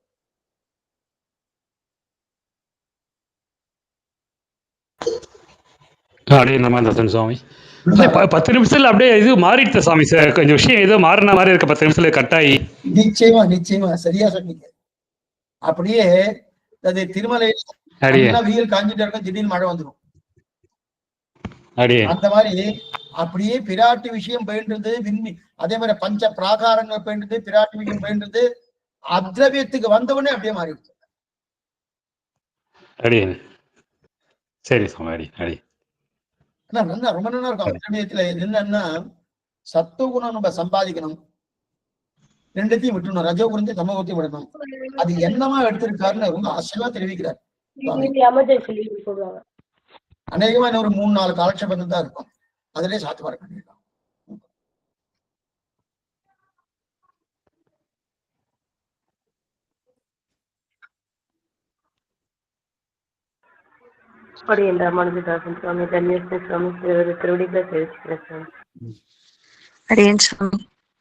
திருவடி சேவிச்சுக்கிற சுவாமி.